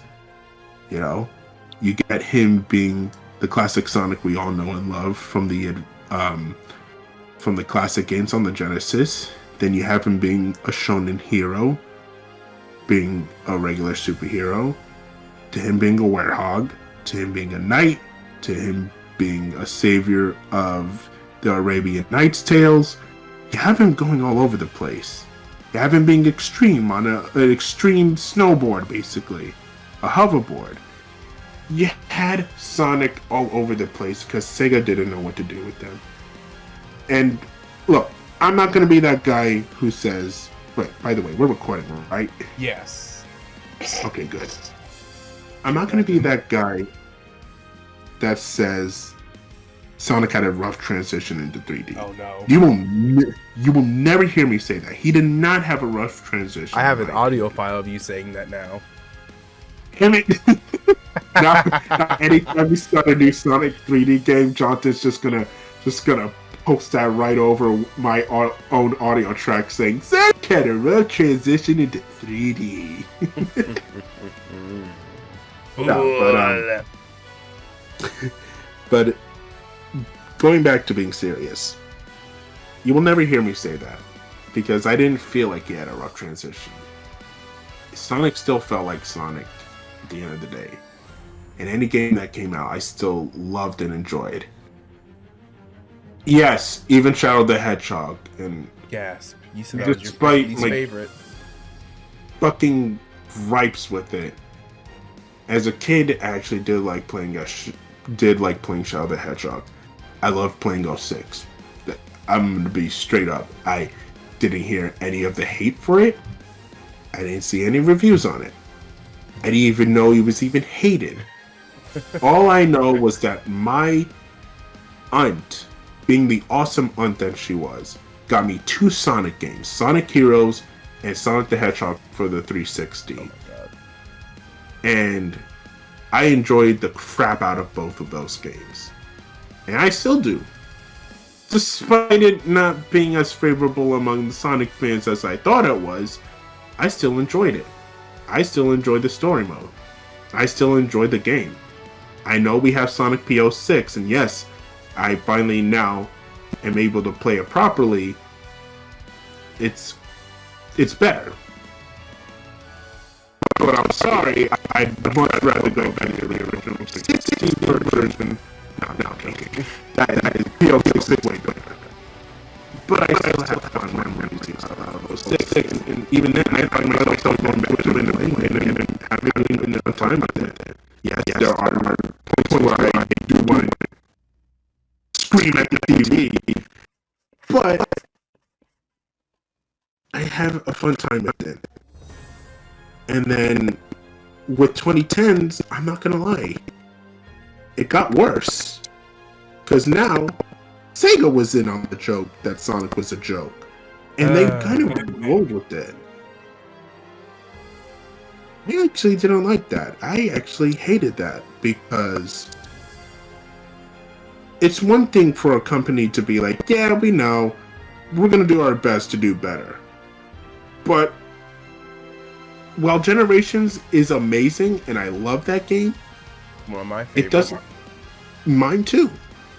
It doesn't help with the fact that after that, you got a mediocre game coming out, and then a game that's so forgettable that nobody wants to, that people barely even remember it. And then, of course, you got Sonic Boom, where that was like the most meta shit ever, with the glitchiest game of all. Not even glitchy. A game that is just so bad that people even compared it to Sonic 06. That bad. I did not care for the 2010 era of Sonic. So, when I said I was going in cautiously optimistic with this new game, that's why, because honestly, the 2010s, I didn't care for as much. I didn't want another meta era. I didn't want another fourth wall breaking joke from Sonic. I didn't want another Baldy McNose hit. I did not want any of that. What I wanted was something where Sonic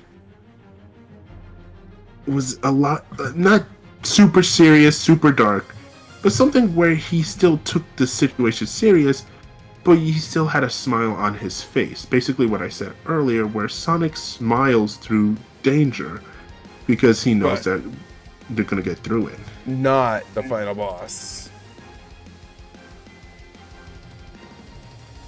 I'm gonna let you slide with that one. But with this game, after playing it and experiencing the story and seeing the characters and how much they actually put love and care and time into this, I am genuinely hopeful for the future of Sonic, because not only do we have this game, we have the comics, we have the movies, we even have a cartoon series that's actually not annoying, and it's actually good. You say that, some people. Okay, some people like to complain, all right, and I get why. Don't you love Mickey Mouse Clubhouse?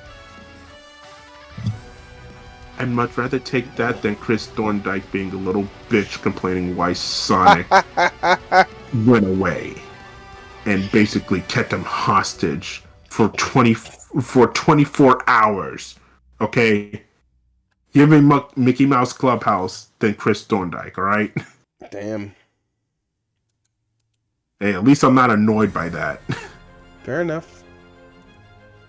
So, we are in an era where Sega is generally starting to put love and care into their game. We even got Sonic Superstars. Who honestly thought we were going to get another Sonic game the next year after we just got another Sonic game? You think we'll get one next year?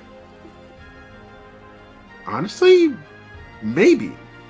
Who knows? It's not going to be the mainline Sonic game. But it may be a spin-off game. I hope we get Maybe a another spin-off classic game game? next year. Racing? Shoot! If they put care and love into that, I'm all for it. Shoot, if they full out say we're gonna do Sonic Riders 4, I'm gonna be like, alright, shoot, alright. Did you learn your lesson though from Sonic Free Riders is my question. Maybe. Then I'm hopeful. I am genuinely hopeful. I love like I said, I know it was made fun of, but I fucking love the dark era of Sonic. In my opinion, I didn't have a dark age of Sonic growing up. I had a golden age of Sonic. Nothing but non-stop parodies, games, people, just my own age fucking loving it. If anything, I said it before and I'll say it again. That's how me and this asshole right here met. That's how me and Jonathan met. It's good old Sonic. We were huge fans of Sonic the Hedgehog, and to find somebody else that loves Sonic the Hedgehog as well, as much as I did. I mean, so many great memories.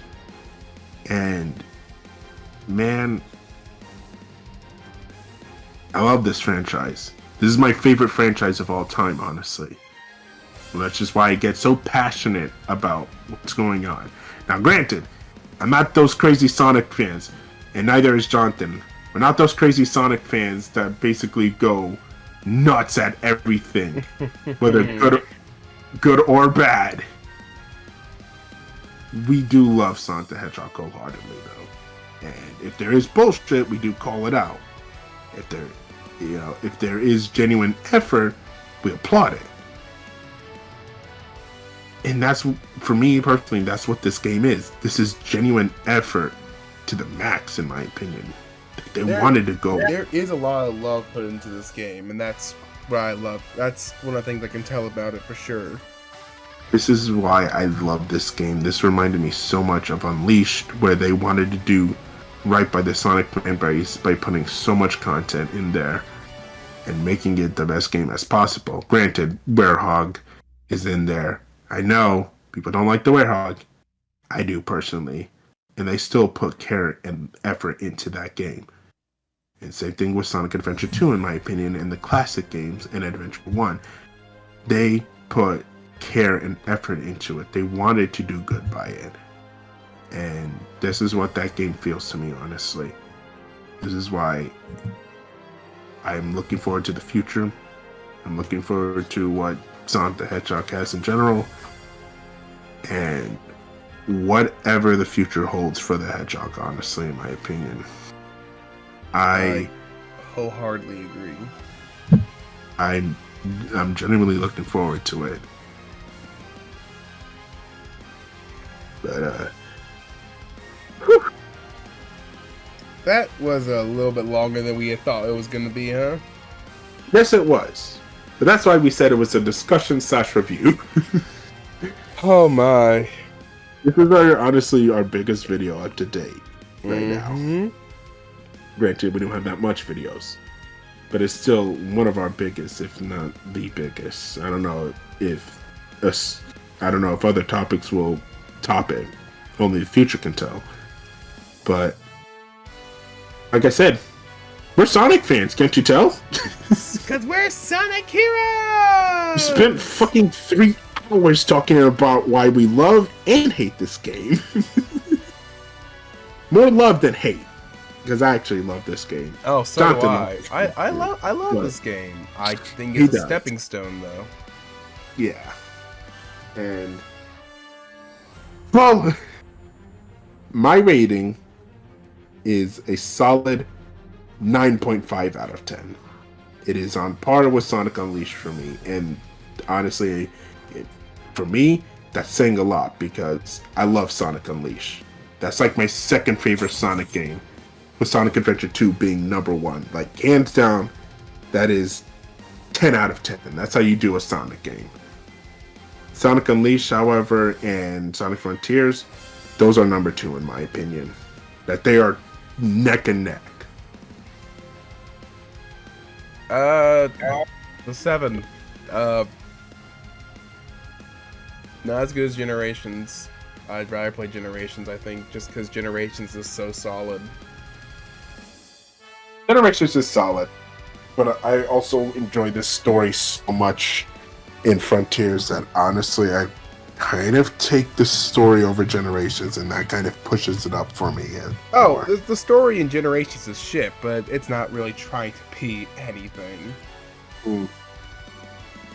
Although it was supposed to be the 20th anniversary game, so what happened there, guys?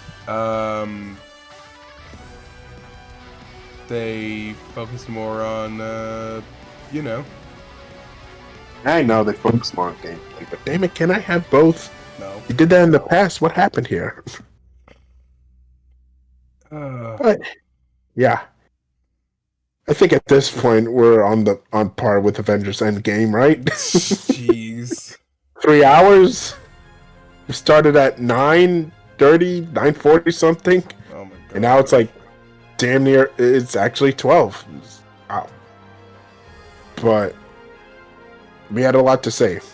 This is a game that we were really looking forward to and intrigued by from the very start. So, what's next? Well, We got one more discussion.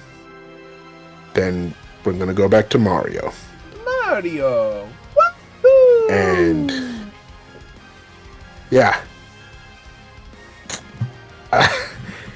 Not really good at ending things here. Nope.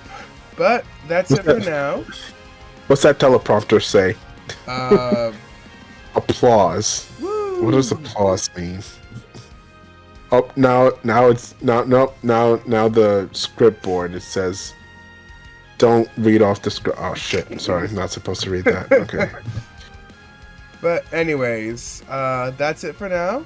Until next time, Yep. we'll see y'all. We'll see you guys. Have a good night, ladies and gentlemen. Thank you guys for Alright. watching. See you guys. Alright. Peace.